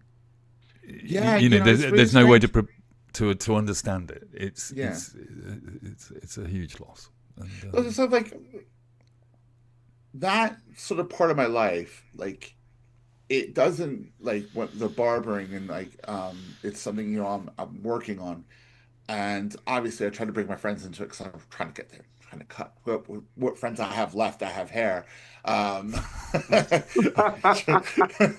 Most of them don't. Well, I am of an age, but yeah, it's, you know, it's almost like a very separate part of my life, if that makes sense. Yeah. So like my best friend, he called me today because I did put something on Facebook. But he called me today and he's like, "Why didn't you call?" And I was like, "Well, because it's such a separate like little thing." And he was just like, I just felt weird like calling you up saying, "Oh, this guy you don't know passed away," you know, and I'm upset about it. He was like, "Don't be fucking stupid.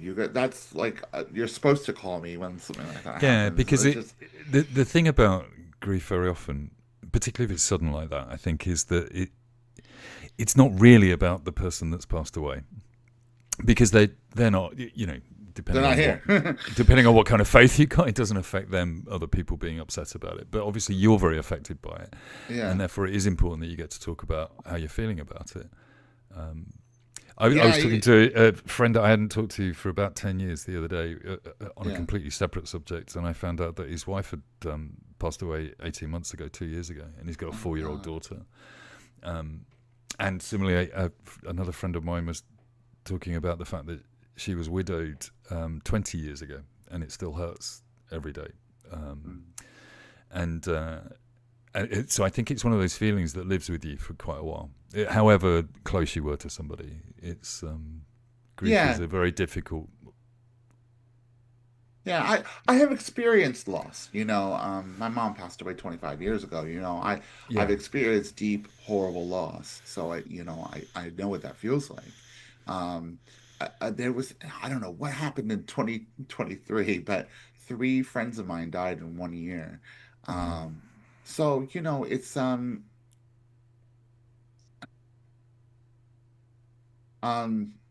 It would be awful. It would be awful if you were immune to it. You know. Yeah. If you could just shrug it off, that would be a terrible thing as well. So, I mean, one of those 3 people, one wasn't sudden, one was we kind of knew it was going to happen, but the other 2 were. But I don't know, because it was like 2 years ago now. I've kind of feel a little bit, better about it and whatever. But there were also people that I didn't see regularly. I saw Lee most weeks, most Saturdays. And also, as you say, it was part of a sort of separate life you were building in a way for yourself, a different thing to your normal work situation. Yeah. Can I thank Liz Allen for the super chat, the $5 US. Very appropriate, Scott. Are you in a position to buy the shop, either alone or with the help of the others that work there? No. Don't know what the situation is, but it might help continue. So sorry. I don't know what that situation would be. There's two actually. He has two shops. Is he? Was he married? Is the kid? Yes, married. He has a son. He has a grandchild. He had his son very young. There's family. So the other guy that was working in the shop, it's a very tenuous link, but they are related because he's half brother to Lee's son. That makes sense. So they share the same mother. So in a way, Luke was related to Lee in a roundabout way, I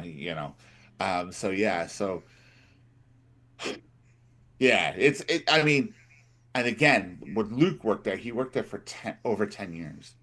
So, my grief compared to theirs, I feel to myself sometimes, right, that their grief must be obviously so much worse than mine. So it feels weird to call them and sort of try to say anything because it does. But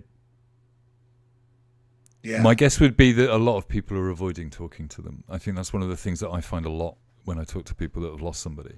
Yeah, is that they do suddenly feel like everybody is just sort of moved 3 steps away from them because they don't know what to say and they don't think that people want encroaching on.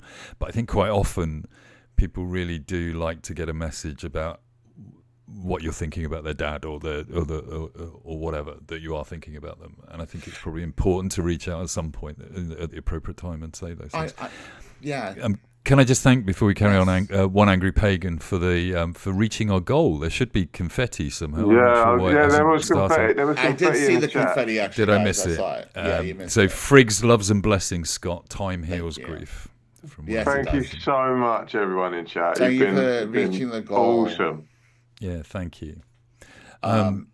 It's a little unfortunate that we were getting confetti at the point we were having conversation. It's like a morose sort of conversation. That's YouTube for you.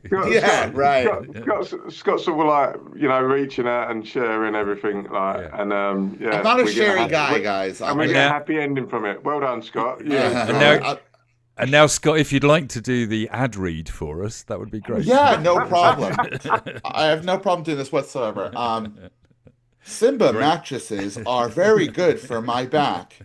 I have a Simba mattress and I really like it. It's the best mattress I have ever owned. If you like your Simba mattresses, you're gonna like this Simba mattress. That's right. If you like soft, comfortable, wonderful, amazing mattresses, you too will love Simba mattress. And with our discount code Political Social, you can get 10% off your first order. Slash 10% Scott off your Grief. first pillow. Your first pillow. So go to simba.com/political and you can get your discount now. But I thought you told me you were sleeping on a Silent Night mattress. Yeah, we don't use that shit from Simba. we just put that out to the mattress. GoDaddy.com gives me all my website needs. If you are wanting to start a website, you too. No, Scott, you're reading it wrong. It's Blowdaddy. Sued. It's blowdaddy.com that is blowdaddy.com. Do you want to get blown by daddy? Don't name actual firms. if you want to get blown by daddy, because I want to get blown by daddy, you too can go to blowdaddy.com right now. Use our discount and use code. our discount code BLOW15 for 15% off your blow by daddy. You're perfect to this. Do they teach you to do ad reads in American schools? Is that how it works? No. I'll be honest, because I've done a little bit of radio work in my past, so I did these sort of things. Like it shows. But I listen to podcasts too. I listen to them too. Chad, can you come up with some like ridiculous adverts, sponsor like brands that we can promote on it? Yeah. But I do think a lot of people in chat are commenting on your halo, by the way, Wayne, and I think it is very appropriate. You don't look like you're sort of like it looks like a Jesus type. Yeah, thing. It's like a blaxploitation version of Jesus Christ Superstar. It is my duty to please that duty. Stop. Why are you driving? Why are you driving? Judas, why are you looking at me like that? yeah, Jesus. What's your problem, man? Shut your mouth. Shut your mouth, Jesus. I go to GoDaddy.com. You should make this. Your order now. Stop saying the same brand, for fuck's sake. Whatever. Who cares? What are they going to do? Sue us for what? Promoting them? We'll send him this with an invoice, I think. Yeah, exactly. Oh, God. Pagan saying I look like The Rock right now. I'm not. You kind of do. Yeah. And I thought that the moment I came onto the show, and I didn't want to say anything. Was I reading that he's definitely gonna, what you gonna do when The Rock comes for you, or whatever he's Hasn't he? Hulk Hogan, you twat. What did The Rock used to say? If you smell what The Rock is cooking. Oh, that's it. Can you smell what The Rock is cooking?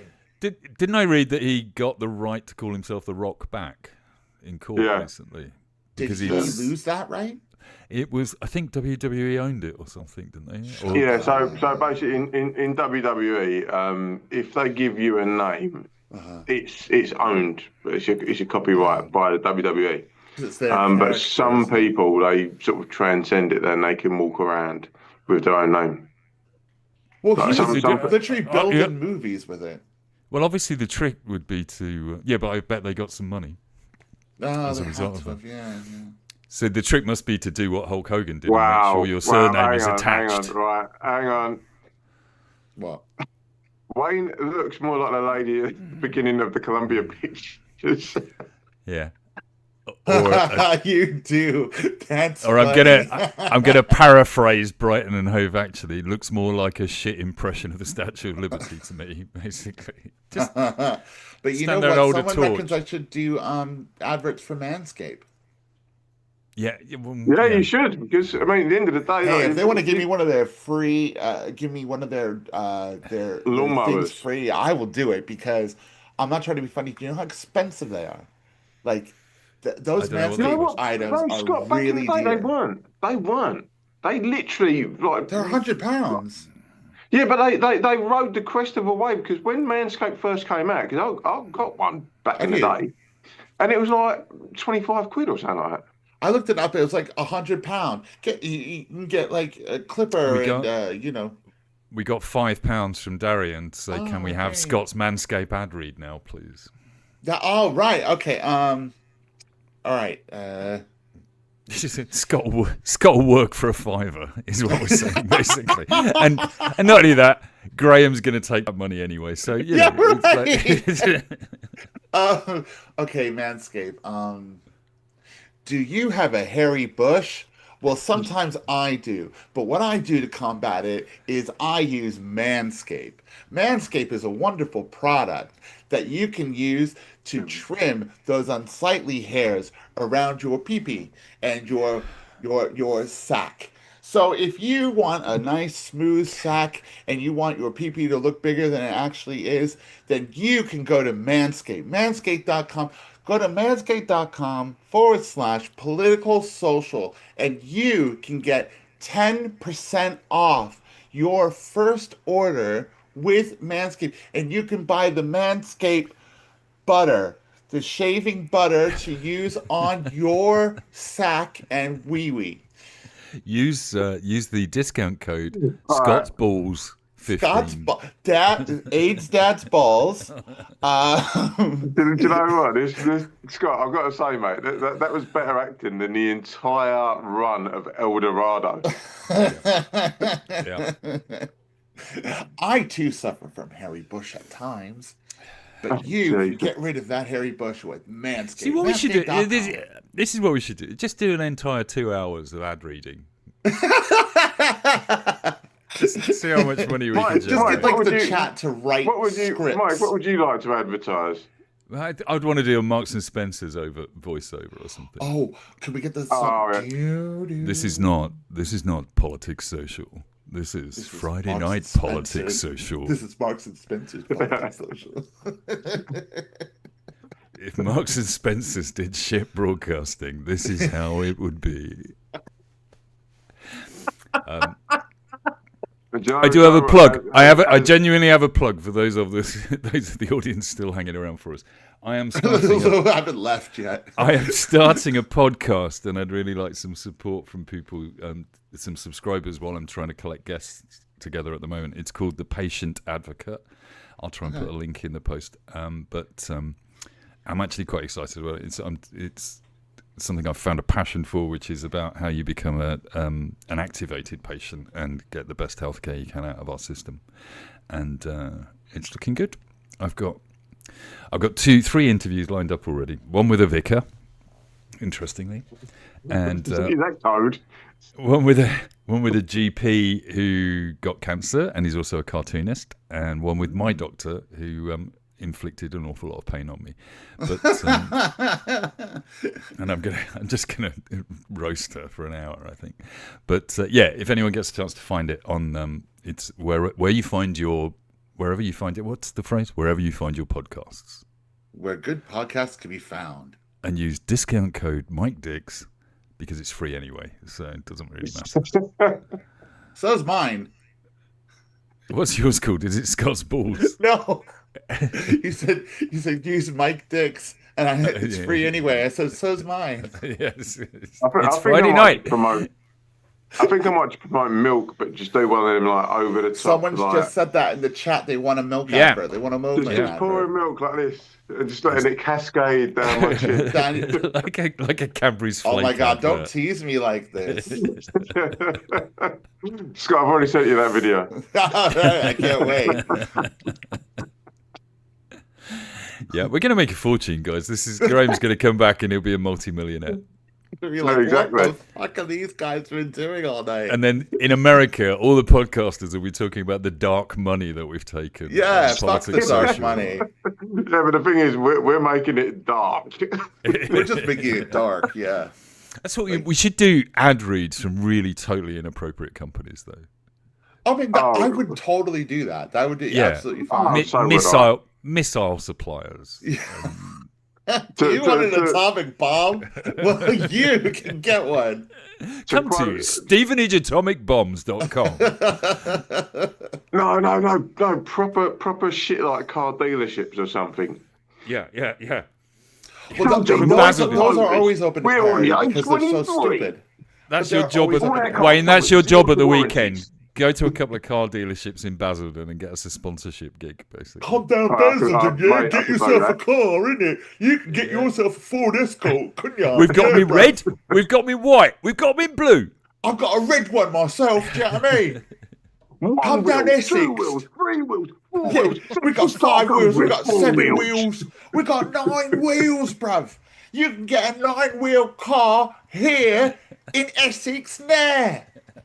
And if he hasn't got enough wheels for you, we'll get one from down the road. You get 10, bruv. No driving licence. Every bird's going to want to suck your knob.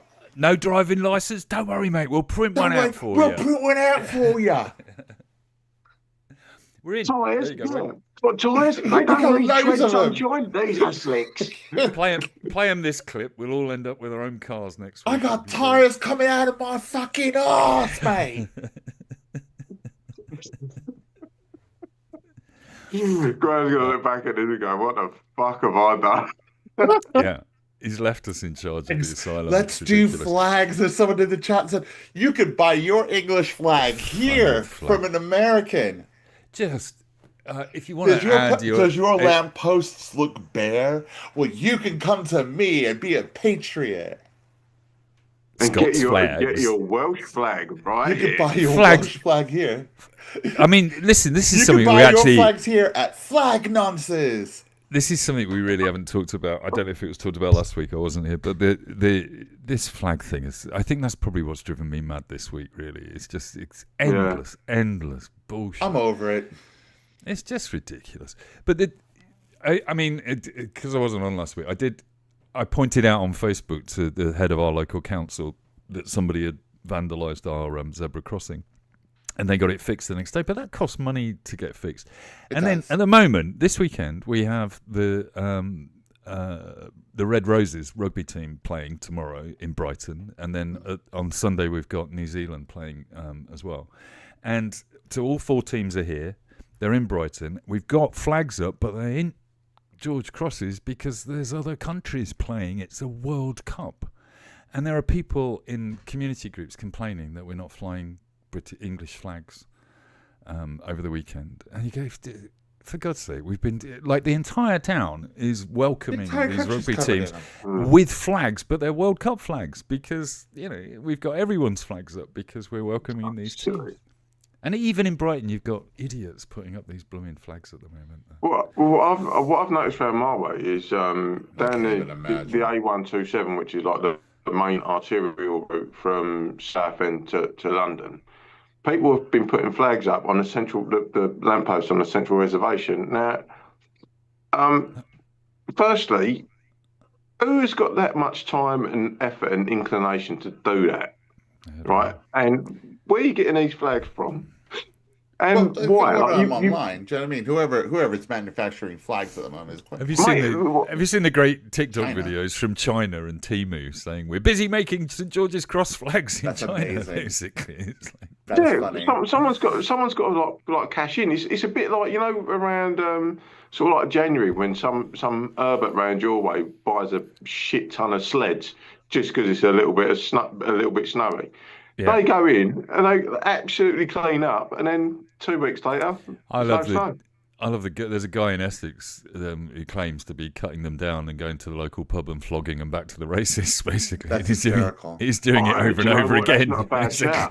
That's if anyone sees me up the ladder later, I'm just doing lamppost maintenance. Can I just agree with Ruth that I very nearly said British flag, and I corrected myself before I said it. Can I, when we talk about flags, I think every time I see someone doing that, I see a person who could be helping out an elderly neighbor with maybe cleaning their windows or the gutter, doing the guttering. I see somebody who could be doing something really helpful around their community. And do you know what? If they did that, if they cleaned the gutters of some old people's homes, basically, and then said, would you mind just posing with us with an England flag so we can say we're proud to be English and helping our community, I'd probably retweet the damn thing. Because then it would actually mean something. Yeah. Whereas right now, it's just a racist dog whistle. That's all it is. That's all it is right now. But if you want to say, look, we're England, we take care of our communities and we look after each other, right? That would be great. Then that makes sense. But then even in that, though, there is a racist dog whistle to it. If you nationalist go, at the very least, yeah. But if you go to the white old lady house, you know what I mean. You're helping out the white old lady. It's still helping out a white person. Right? Are you going to help out the Muslim family next door? Yeah, help out the Muslim family. There's 3 houses on my way to work, right? That never had their flags up. The house opposite has always had a flagpole and a Union Jack hanging from it. Always, since I've lived here. And it's like synonymous with the area, like, oh, that's old Jim with his Union Jack up. And then all of a sudden, these 3 houses opposite started putting theirs up. But one of them, the one in the middle, also, when we had a local election here recently, they had a lovely refuck poster up in their front window as well, and I was like, oh, hello, this is why it's going on. Yeah. I just thought, it's not just kind of, jumping on the bandwagon. I was like, oh, I see what you're doing. It's funny though. To be honest with you, one of the things that, although it did get me cross about all these flags, I've been doing this cartooning thing for like 10 years for Trumpton, and when I go back and look at my previous images, when I just type in flag in my cartoon file, I find that it's every 2 years, every 18 months it comes up. I've been doing jokes about flag nonsense for 10 years. I'm just going to read out another super chat. Questionable Absanity, thank you very much for the £10. No joke, in the 1970s you couldn't buy UK flags made in the UK, and my dad was one of, if not the only retailer importing them from the USA for retail in the UK. Got adverts from Flying Colours on YouTube today. I was going to say, actually, thank you very much for that questionable sanity, but I was going to ask Scott, you were brought up in the States, and flying flags is kind of normal in a lot of states, isn't it? Like you have one on the front porch or on your front door. Yeah, or bear with me a second. Hold on, guys. I just got to grab something. Yeah, but the only flag Phil for time. The only flag in the States that is kind of controversial was obviously the Confederate flag. And that's only been of recent years. Because you remember, like back in the day, like the Dukes of Hazzard. Look, Scott. Do you still pledge allegiance to that every morning, Scott? Yeah, he's muted, but Scott, you're muted, you dickhead. He's not. I don't think he can hear us. Yeah, like the Dukes of Hazzard. I watched the Dukes of Hazzard back in the day. I didn't give a monkey's. I was like, I love the General Lee and all that. I think. Hang on, didn't Trump sign a presidential order saying that you can't do that to a flag? I have a flag. Yeah, we noticed. You can't burn but I think Trump decreed the other day that you can't stick it down your trousers like you just did. I'm sure he said that. Sorry, I don't know what rule of YouTube we've just violated by Scott actually shagging a flag online. That's what I was doing. I was like, I'm going to shag the flag. But the good thing is that he didn't chafe at all because he used Manscaped. You too can have a clear minge. I mean, pee-pee. Your mangina. Shave your mangina. Your pussy. Okay, Darian Distar, thank you very much for the £10 super chat. If I can find a way while I'm in control of the channel of diverting these funds into my bank account, I will do it. I'll share it with you and Scott Wayne. But Darian says, all those peeps shouting, respect our flag, leave skid marks in their flag of St. George knickers. Yep. Absolutely. I said to you last week that the flag code of America means you cannot use the flag for anything other than flying it. Any other depiction tell that to some MAGA idiot who's wearing an American flag suit. Yep. Yeah. Exactly. It's also just nonsense. I've got a cartoon that just says it's a flag saying this is a bit of cloth on a stick. Basically, I have no idea where I got it from. I don't know how I got it. I don't know where it came from. But I remember bringing it with us. It away like that. It's disrespectful. What? I folded it out properly.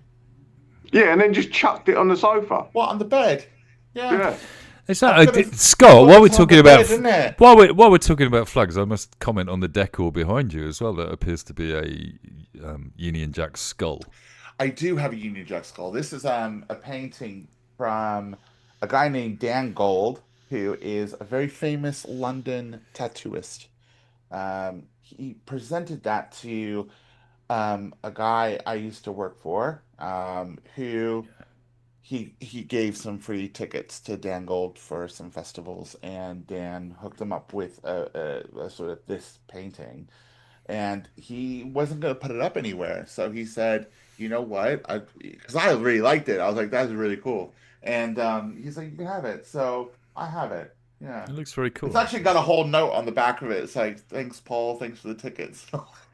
Scott, the way you position that flag on your bed, though, it makes it look like you're going to shag that flag in the shadow of our skull adorned flag. Yeah. Well, the skull has a mouth.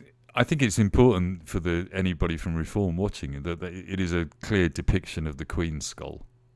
That's what it actually looks like. British through and through she was. I think it's great. You say, I told you, Lizzie, she's fucking I've always been like. tempted, because he works in a tattoo shop on Oxford Street now, I think, and I've always been tempted to kind of go in there one day and go, I have a painting of yours, and it's on my wall. I've had it for 10 years. Is it signed? You've got a note on the back, but it's is signed it by signed Dan Gold at the bottom? Yeah, you see the red at the bottom. That's his signature in the ear. It's probably worth a few quid, I thought. Maybe. I don't know. I don't think it's an original. I think it's probably just print. But yeah, I mean, I'd be surprised. I'm pretty sure it's just a print. I've never actually opened the frame. I've always had it like it is. So. Mike, where's your flag? You know what I mean? What's going on? Oh, hang on, I've got one. Let me go and get my phone. I think it's like the only thing I own that's not like a heavy metal poster. So I have it on the wall, like, because I want to think I'm an adult now, This celebrates the diversity of the local co-op. Oh, by the way, well played to get a co-op one. Sponsored by the co-op. For all your dividend needs. Have you considered buying at the co-op?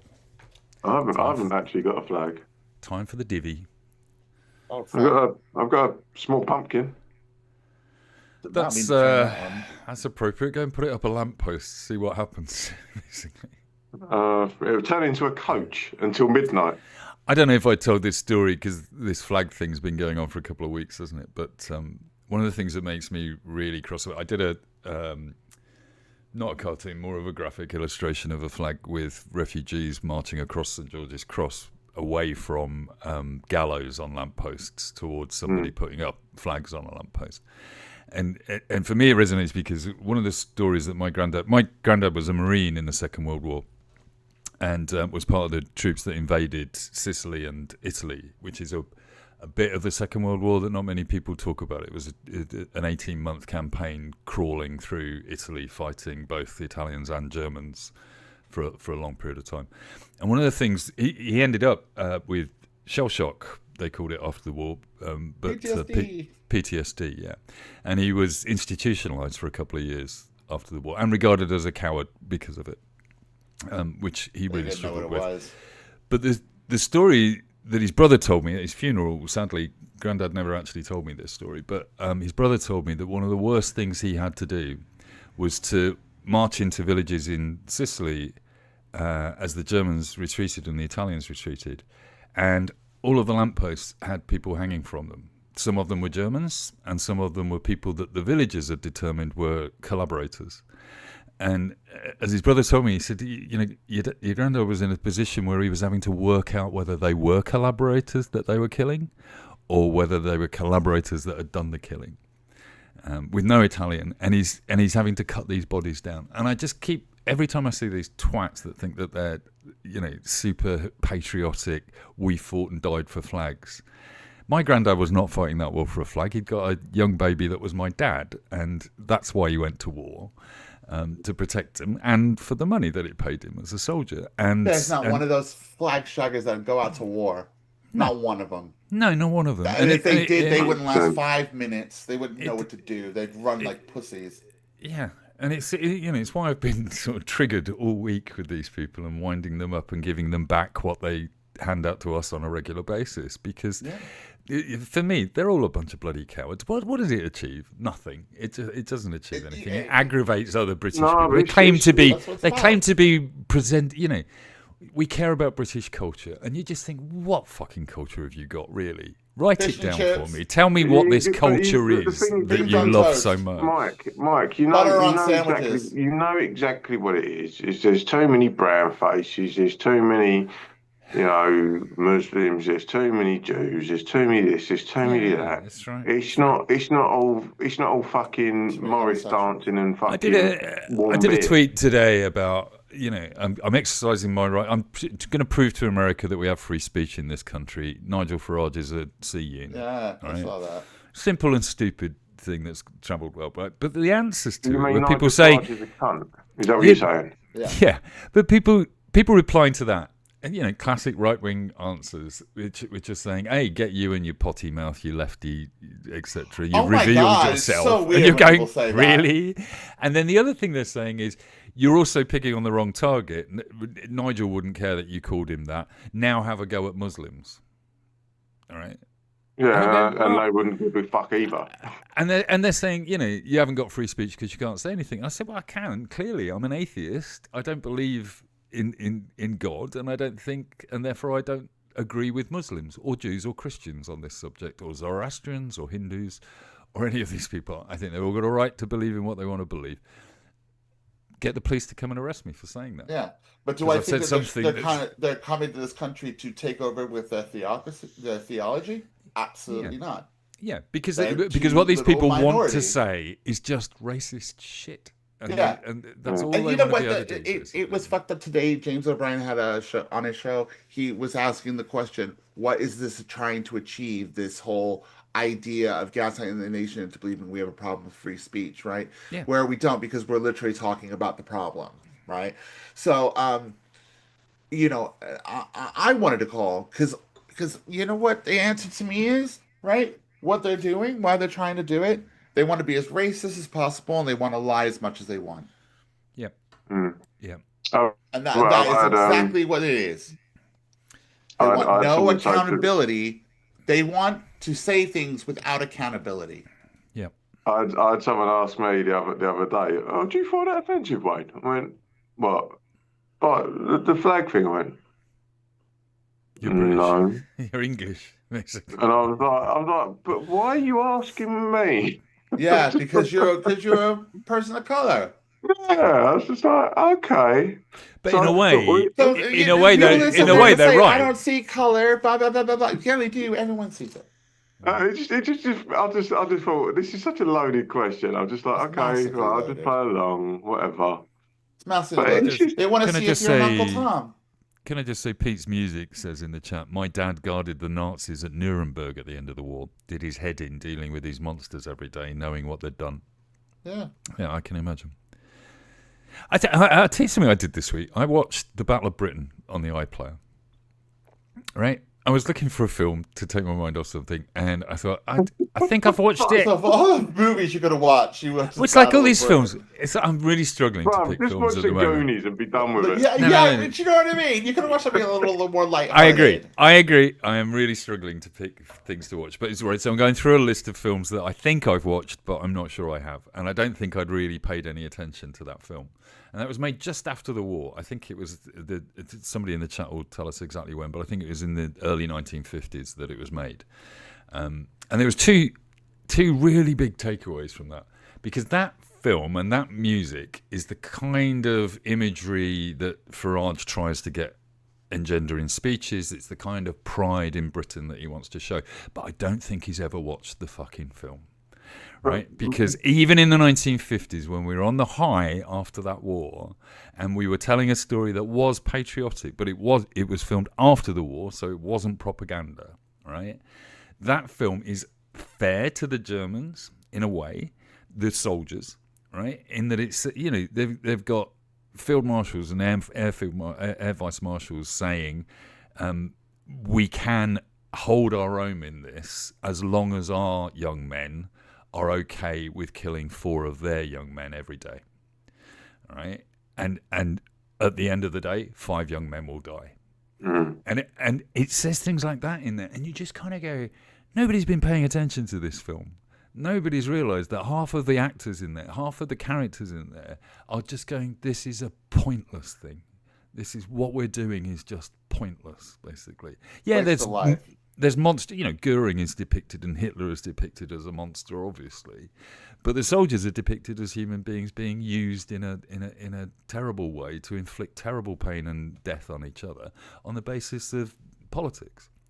And what makes me laugh that's the message you should take away from it. You can, and I still sit there and look at a Spitfire flying, 20 Spitfires flying by in this beautiful aerial shots that they took, and go, yeah, I'm proud of that. That's cool. But the thing is that's all part of the reinstalling the propagandized sort of like 1969 Tokyo Joe says it was made, so I am wrong about that. Yeah, it's propagandizing the nation again, like this post-war era, which is lionized by not only us but the Americans as well. Because if you ask any American or any Brit sort of like boomery sort of thing. They always talk about, we won the World War and all this, and all of the boom times were post-war. The reason the boom times were post-war. It was so shit beforehand during the war. It was awful.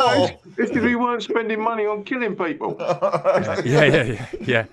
Well, and also, America definitely had a golden period in the 50s after the war because they were raking the money in after all the tanks and guns and ammo that they sold to us and when Russia. When Americans talk about like, how America was great, it's because they were building like these really flash like Buicks and Cadillacs and Dodges and Oldsmobiles, like the really over the top cars from the 50s onwards, because they had this excess of like materials. We don't have to build planes anymore. We don't have to build tanks anymore. We can start spending it on luxury goods. Yeah. And then we have to turn all these factories into car factories now instead of tank factories. Yeah. And then you've got like in Britain, there was also a population boom as well.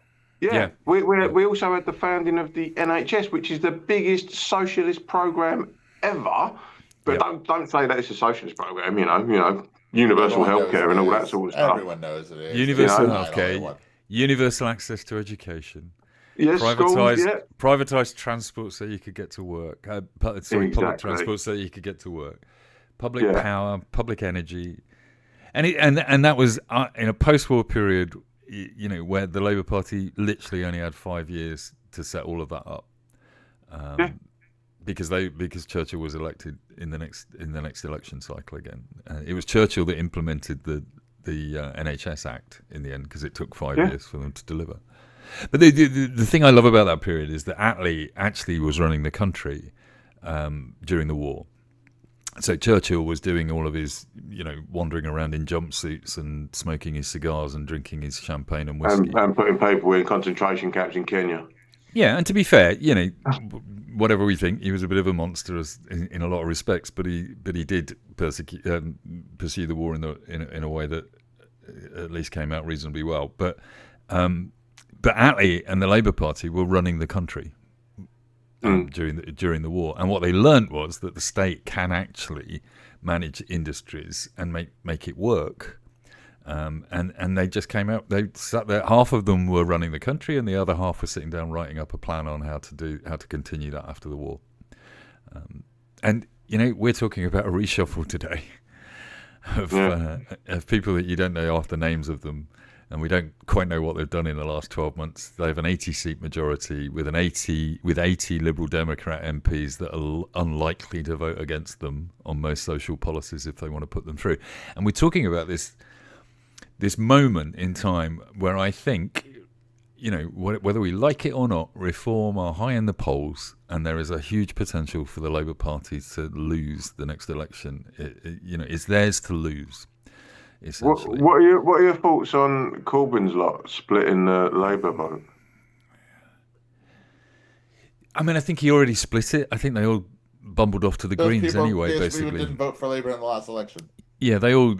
I mean, certainly in Brighton, I know for a fact they all joined the Green Party. The ones that would normally have voted for Corbyn, and I think Zach Polanski is the one that's going to split the Corbyn vote from that point of view. And I think he'll also lose a lot of Green voters to the Lib Dems.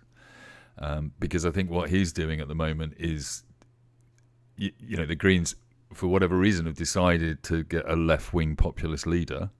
And a lot of what he talks about is good. Don't get me wrong, I quite like some of the things that he's talking about. But he's as left-wing, if not more, than Corbyn, I think, in a lot of his views. He wants to abolish the monarchy. He doesn't agree with our membership in NATO. They agree on those things. So I think ultimately what's going to happen is that there's a chunk of the Green, I have a lot of experience in Brighton of Green voters and Green Party members, and they, I don't want to be too disparaging, but there's an element of the Green Party traditionally which is actually quite conservative. They're almost with a small c in terms of conserving, in terms of not building more houses, in terms of not providing new power, etc., and opposing all sorts of planning permissions for all sorts of things. They don't like things changing, and they have quite conservative values as well. And I think they'll swing off to the Lib Dems or even a if there's a rump of a Tory party left that sits itself somewhere in the centre, once they merge with reform. They're NIMBYs, really, aren't they? Just kind of socially left. Yeah, and they're quite well off. It's a luxury. Yeah. I've always argued in Brighton that it's a luxury vote to vote Green, because the people that vote Green are not living in fields with solar powered, 4x4s. They're using great big gas guzzlers to take their kids to school every day and saying, "Well, I vote Green to offset that." It doesn't work that way. Yeah, I think the problem we have mainly is the media's bias in the coverage of reform, because they're chasing clicks and they're chasing likes, and the likes of the Greens and Lib Dems are being left by the wayside, and they might have something decent to say, but they're not getting the platform to I think it's an interesting argument, because Polanski has got some coverage because of the way he puts things across and the controversial things he's been saying. Not least of which that you can hypnotise your tits bigger, apparently. But who knew he could do that, basically? But you got to admire the fact that he's at least making an effort to get his voice heard, and he's getting cutting through. It's hysterical that the people that probably would vote for him or did vote for him in the Green election or whatever, right? When Tansky told her, they all defended him, and it's just like, these are the same people that call her a grifter. Yeah. When he literally was grifting, charging people for hypnosis to make their titties bigger. The man is a grifter. Like, if Graeme were here, he would bring up his public schoolboy list and point out that he's a public schoolboy. He worked as an actor and a barman and stuff. Nothing against any of that, right? If the Greens manage to get their act together, they've got as many MPs as Reform. He's not an MP, so he doesn't have the platform of Parliament to talk. He's got to use the media. He was in Clacton this week, walking the streets and talking to punters. He's doing all right. But why was he in Clacton? He was chasing the media. He was basically chasing the trawler. Janeway in the chat is saying, Mike, just keep rubbishing him. He did one stupid thing. Let's keep bringing it up. I'm not bringing that up. I've said, Janeway, very clearly that I think a lot of what he's talking about is good. And I think his communication strategy is good. I think he's a good talker. But I think he's taking the Greens in a particular direction. And I'm not entirely sure that's where everybody in the Green Party wants to go. And I think, therefore, they're not going to steal Labour votes. I think the Labour vote, I think you'll lose some natural Labour supporters, but it'll be bloody painful for them to vote any of the other parties when they get into the polling booth.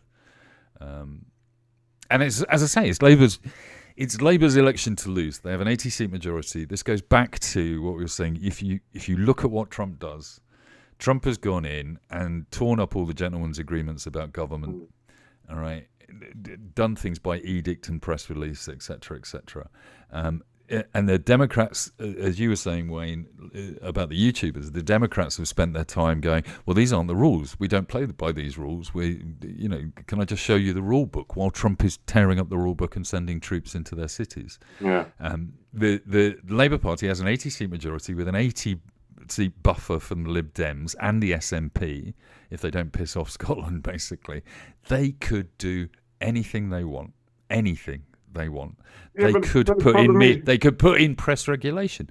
They could tax the rich. They could do all sorts of things in the next 4 years, and they could deliver bonuses for the people that are climbing up lamp poles, and make their schools better and make their hospitals better and reduce their GP lists. You kind of highlighted my next point that I was going to make. Like, what do they do? You're saying this is what they could do, but what do they want to do? It's like a rudderless fucking ship. That's the question. Yeah, I'm not sure Keir has ever really had a clear narrative or vision for what he wants to achieve. No, it's just I think to be fair to him, he wants government to work well on behalf of taxpayers. I think that's it. But that's not a sellable political strategy, is it? Because ultimately, Farage is wandering around the world now telling everybody that government in this country is North Korean and Stalinist. To quote the late, great Tony Benn, he said you've got two types of politicians. You've got weather vanes and signposts. And in a minute, he's being a weather vane. I've been working on an animation of Keir Starmer stepping to the right, next heading towards Nigel Farage, and Farage just taking another step to the right and another step to the right, and then he comes out the other side of the frame, sticks two fingers up and says, now I'm on the left, because that's what's going to happen. Yeah, because I mean, the Overton window is shifted so far to the right that the centre looks like it looks Stalinist. You know what I mean? Well, at the very least, the centre, you know, Labour's centre looks like David Cameron, George Osborne type Tory, doesn't it? Really, it's indistinguishable, and that's why they're losing a lot of their base. I mean, listen, I'm not making predictions. I don't know exactly what's going to happen with these, but I don't necessarily. I don't fear the Corbyn party. I don't think that's an issue. I wish they weren't doing what they do. I wish they were inside the party campaigning, and you know.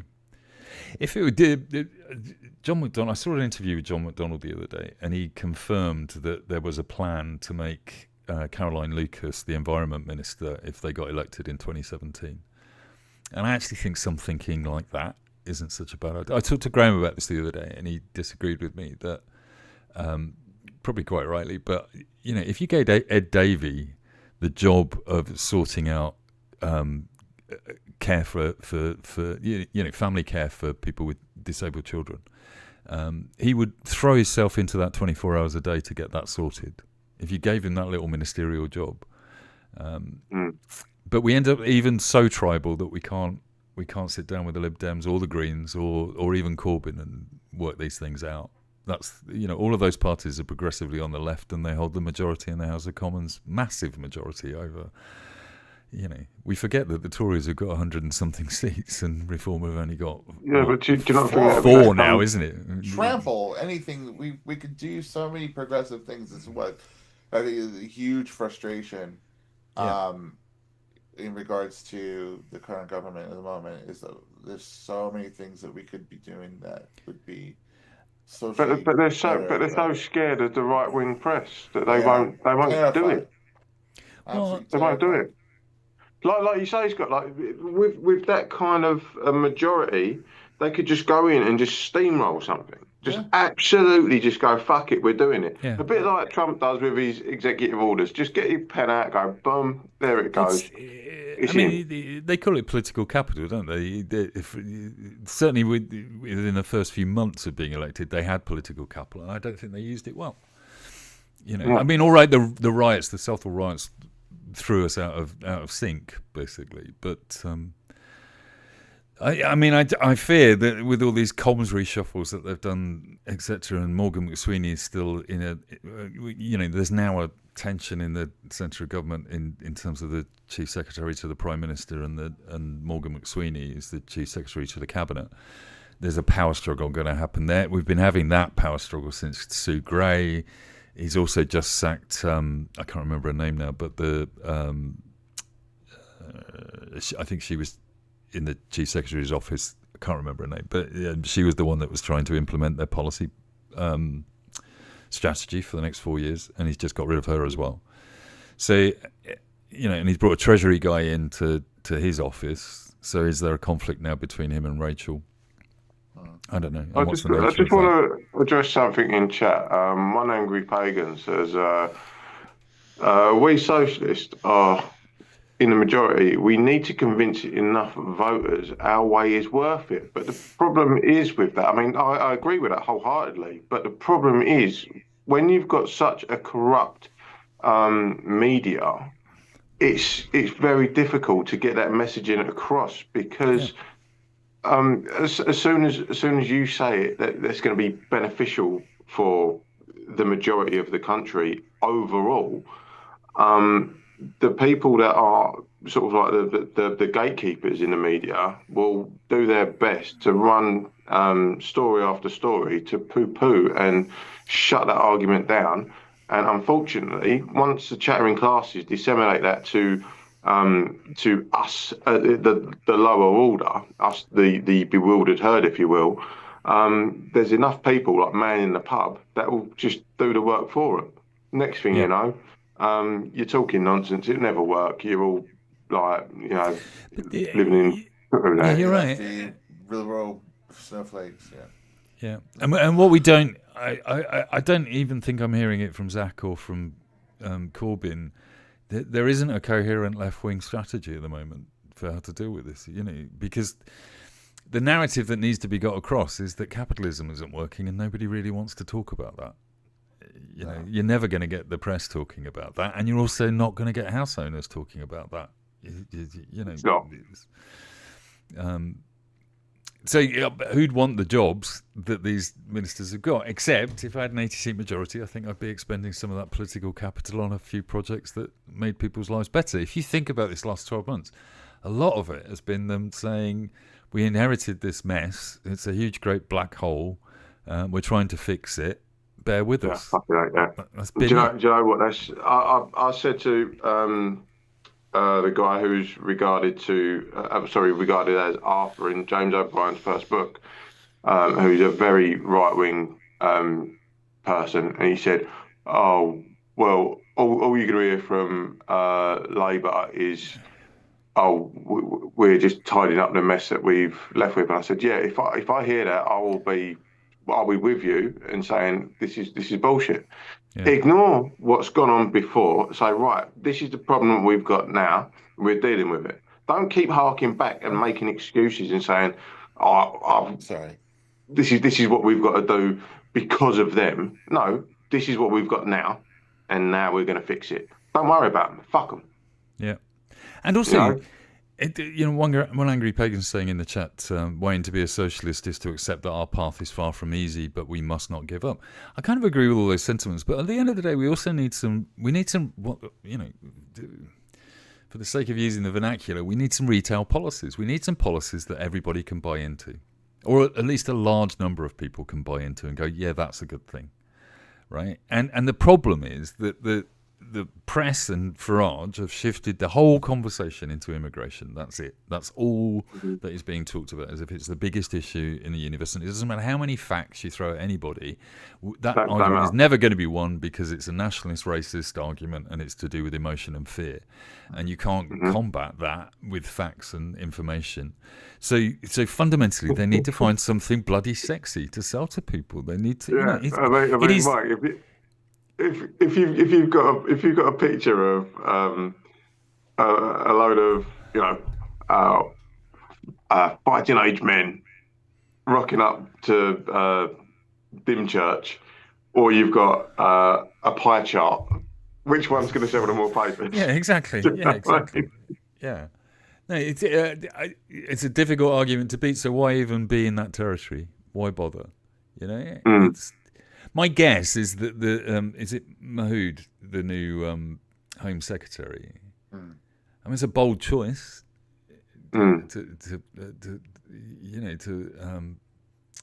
put a brown person in the job is a bold choice, basically. In this climate, very much so. Yeah. So my guess is that the deal. She's very loyal to Keir, apparently. My guess is that the deal there is you're going to have to be harder on the boats than Yvette. That's the only way that role is going to play out, isn't it? The way that they're doing it at the moment. It's not like she's going to be softer on immigration. That's not going to do them any good. So, I'm expecting her to build a turret in Dover and sit there with a sniper rifle shooting the boats herself. I think that's what's going to have to happen. It's like, I don't know what you do if we're going to take the agenda of at the very least, right? A lot of people have been saying today that. Well, he's done the reshuffle to take away the Power of Reform's conference. And you think, a fucking party with 4 fucking MPs, and you're shifting the entire government around just to keep them out of the press for a day. Then who's running the agenda? It's Reform still, basically, because they've made you do this. If that's the reason that it was done. We are playing to that Piper's tune, and what Jamie Ruskin did in the States this week was incredibly well-informed takedown. That's what we should be doing constantly on this guy. It's not like he hasn't got stuff to on. Like he hasn't got. He's got loads of dodgy dealing. Sorry, it's not like he's not done stupid shit or said stupid shit like it can be easily pulled up on all this stuff. James O'Brien did it. He walked out of an interview with James O'Brien because James O'Brien was just like, no, you said and done stupid hypocritical shit, and we're gonna. No, but it was pulled out. It was pulled out by his media manager. But it the was hypocrisy like, oh, mate, you're shit in the bed here. The hypocrisy thing is the worst of all of this, right? Because there's a dissonance in the minds of the supporters as well. I was watching the Reform bloody conference today, and they were interviewing people backstage in between speeches. And they were talking about Angela Rayner, and they were whooping and cheering because they'd got her scalp, and essentially this guy, what's the full? I can't remember the name of the presenter, but he's right wing numpty, working for the Sun now, and he was interviewing these people, and he's saying, "So, what do you think of Angela Rayner?" And they said, "Oh, it's great. She's despicable what she's done. She broke the law. She was fiddling taxes. It's typical of Labour politicians." This woman said. And then he said, well, and this is, to be fair, this is a Sun reporter and a scumbag doing the interviewing. And he said, people say that Nigel's got some things that he's done in the past a bit like that, basically. And she went, yeah, but that's all in the past, isn't it? That doesn't matter. That's not what he's like now. And I'm just looking at this. I'm just looking at this woman and going, "Oh my God, how can you do this? How can you do that flip in your head?" Basically. But even his business has come out about his GB News tax affairs. That's come out today. It's literally Teflon. Boom, going to slide right off. Because he's white, middle-aged, middle class, and posh, and he's got a good lawyer. Yeah, and he wears Union Jack shoes to what's his name parties, and he cracks a joke. Parties. I genuinely think one of the problems with Angela has absolutely been that, I mean, right at the beginning there was definitely some conflict between her and Keir, and I don't think she was fully ready to fill the role that was expected, which was essentially to be the John Prescott to Tony Blair. It's the loyal, but I will call you to account. You give me a seat at the table, and I will tell you what you're doing wrong and what the rest of the party wants from you. But I'll go out there and defend you once you've made a decision, basically. And I think Rayner was never allowed to be Rayner, and she tried to conform quite a lot to make it work. Yeah. And I don't think they released her as she could have been, which is a loose cannon going out there and talking just like the people climbing the. Yeah, she had an air of a sort of female John Prescott about her, but she was kind of reined right in. Yeah, you could see it in her all the time, basically, and I think that's what that meant, that she wasn't in a position that Farage would be in. If you confronted Farage about that tax situation with GB News, he'd go, "Well, we've all done that, haven't we? Let's go for a beer." And that would be it. It would be over, basically. Whereas Rayner can't turn around and say, "You're just jealous that I've got a flat in Hove." No. I just want to ask Chat a question. Who do you think would be the the best new Deputy Prime Minister? Because it's slim pickings. Looking at what we was in the chat earlier on Graham's other show, and I think we had like Jess Phillips, and I think that was pretty much it. Jess would be good. As long as it's not David Lammy, because I can't stand that. I personally, I like Alan Carr, is it? Alan Carr. Oh, hello. Hello. Alan Carr. Yeah, that's it. I think he should do it. Trump, how are you? There, we've solved the problem. That was a really good impression. We solved the problem. Oh, that Nigel Farage. Oh, well, that Nigel's been a very naughty boy, hasn't he? Why not? There's a lot of talk of Andy Burnham coming into a safe seat. No, but Burnham would have to. He'd have to become an MP. He doesn't want to be the Deputy Prime Minister. I think he wants to be later. He wants to be. And to be fair, if Andy Burnham became Labour leader, I would vote for that man. Yeah, I've got a feeling that that's what he's gearing up for. I've always thought. I mean, it's a very sort of shallow kind of thing, but I've always thought as a football team player, like, I'm a goalkeeper. I want to get behind my manager, and if I look at a geezer who's going to lead me into sort of like a game and like give me a good team talk, I'll be like, yeah, let's fucking go, let's have it. I never saw that with Corbyn. Don't really see that with Keir. Keir, No. I think he's just a bit of a wet blanket, and I think he's a collegiate manager. I think he believes in teamwork. Whereas and doesn't play Andy well Burnham, in the media. Andy Burnham looks like the sort of geezer who'd be like, "You've got your nut down." He'd grab you by the chin and get back out there. Get out there, Ange. Fucking hell, man. What's wrong with you? In the chat we've got Clive. I think it's probably worth us, like in some of the other shows this today. It's not about electing a deputy prime minister. He's already appointed a deputy prime minister. That's David Lammy. This is about deputy party leader, and they don't automatically become DPM. That was a David Cameron trick, really, or even Tony Blair. It's not normal that they would end up in that job. They don't have to, and I think that's why he's made David Lammy. Put David Lammy in that role, because he doesn't want the Labour Party to pull itself apart about who they want to put in as the DPM. Brian Pillman as DPM doesn't sound like an intelligent move. Doesn't sound like an intelligent move, one angry pagan says. Brian Pillman is in the dead wrestler. Hey, Sasha says that Alan Carr is Labour's only hope. Burnham. Right, I'll tell you what, Blade. Burnham is I'm good. going to put my missiles here and you're going to like it. Oh? All right. It's perfect. I think we've solved the problem. Alan Carr just needs to be running the country. Has anyone got Alan Carr's number? Can we just get him a safe seat? He's the way forward. I'm about 3 people away from him, if I'm honest. Does anyone? Aid was talking about this in his show this evening. That you always kind of have this assumption that comedians, particularly the ones that end up on TV, probably share your political views. But then sometimes you if you meet any of them or scratch the surface, sometimes you find out, that's not quite true, really. That's really not quite true at all. And I just wonder with Alan Carr, he might be a secret Brexiteer. You never know. Secret Tory. Basically, he could be. We know 1 or 2 of those, don't we, Mike? Yeah, I think the one that surprised me the ones that they come over all cool and a bit lefty, and when they're on camera, but we all know they've voted Tory. A halo, like the sun. Look at me! Look at me! I'd never vote Tory. Yeah, those people. Trip says 69, 69, 69.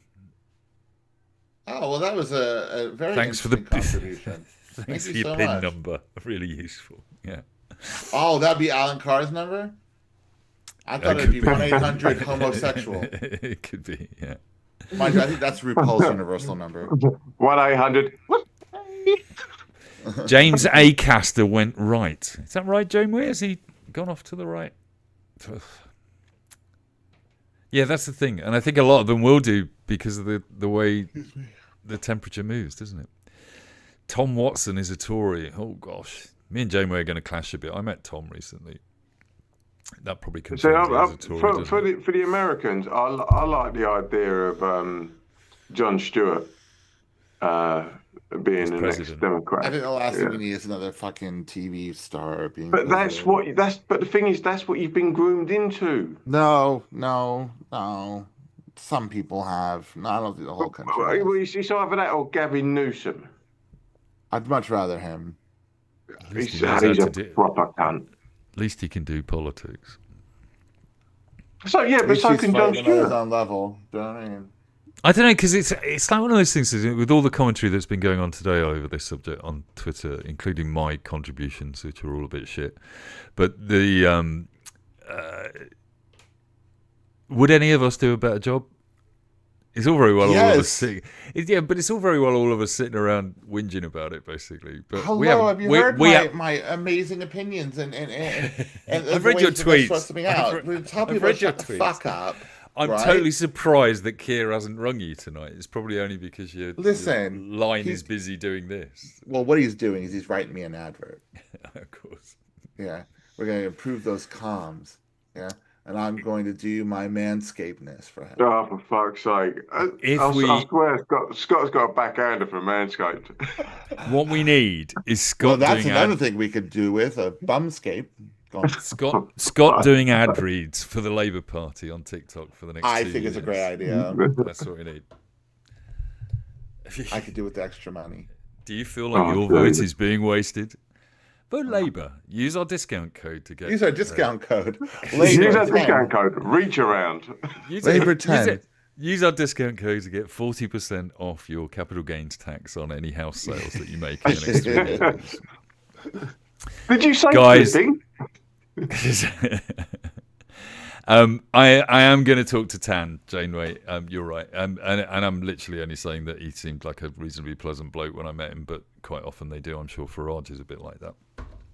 In fact, somebody told me the other day that Farage is exactly like that, perfectly charming. I had a friend who met him at a wedding and said, "This is the problem. He knows how to talk to people." Yeah, of course. Yeah, I'll tell you what I'd like to see. And we make fun of him for going down the pub. He knows how to talk to people down the pub. Yeah, I would like on that front. I would like to see someone like Frankie Boyle get into politics. Yeah. I don't know about comedian being No, but he's definitely psychotic enough to go for Shut up, you fucking absolute septic tank cunt. Yeah, that. The real problem with, I mean, we haven't got time to do this, have we? But the real problem with politics is that it's not the job on the surface that we feel it is. It's a lot of committee meetings. It's a lot of negotiation. It's a lot of shit.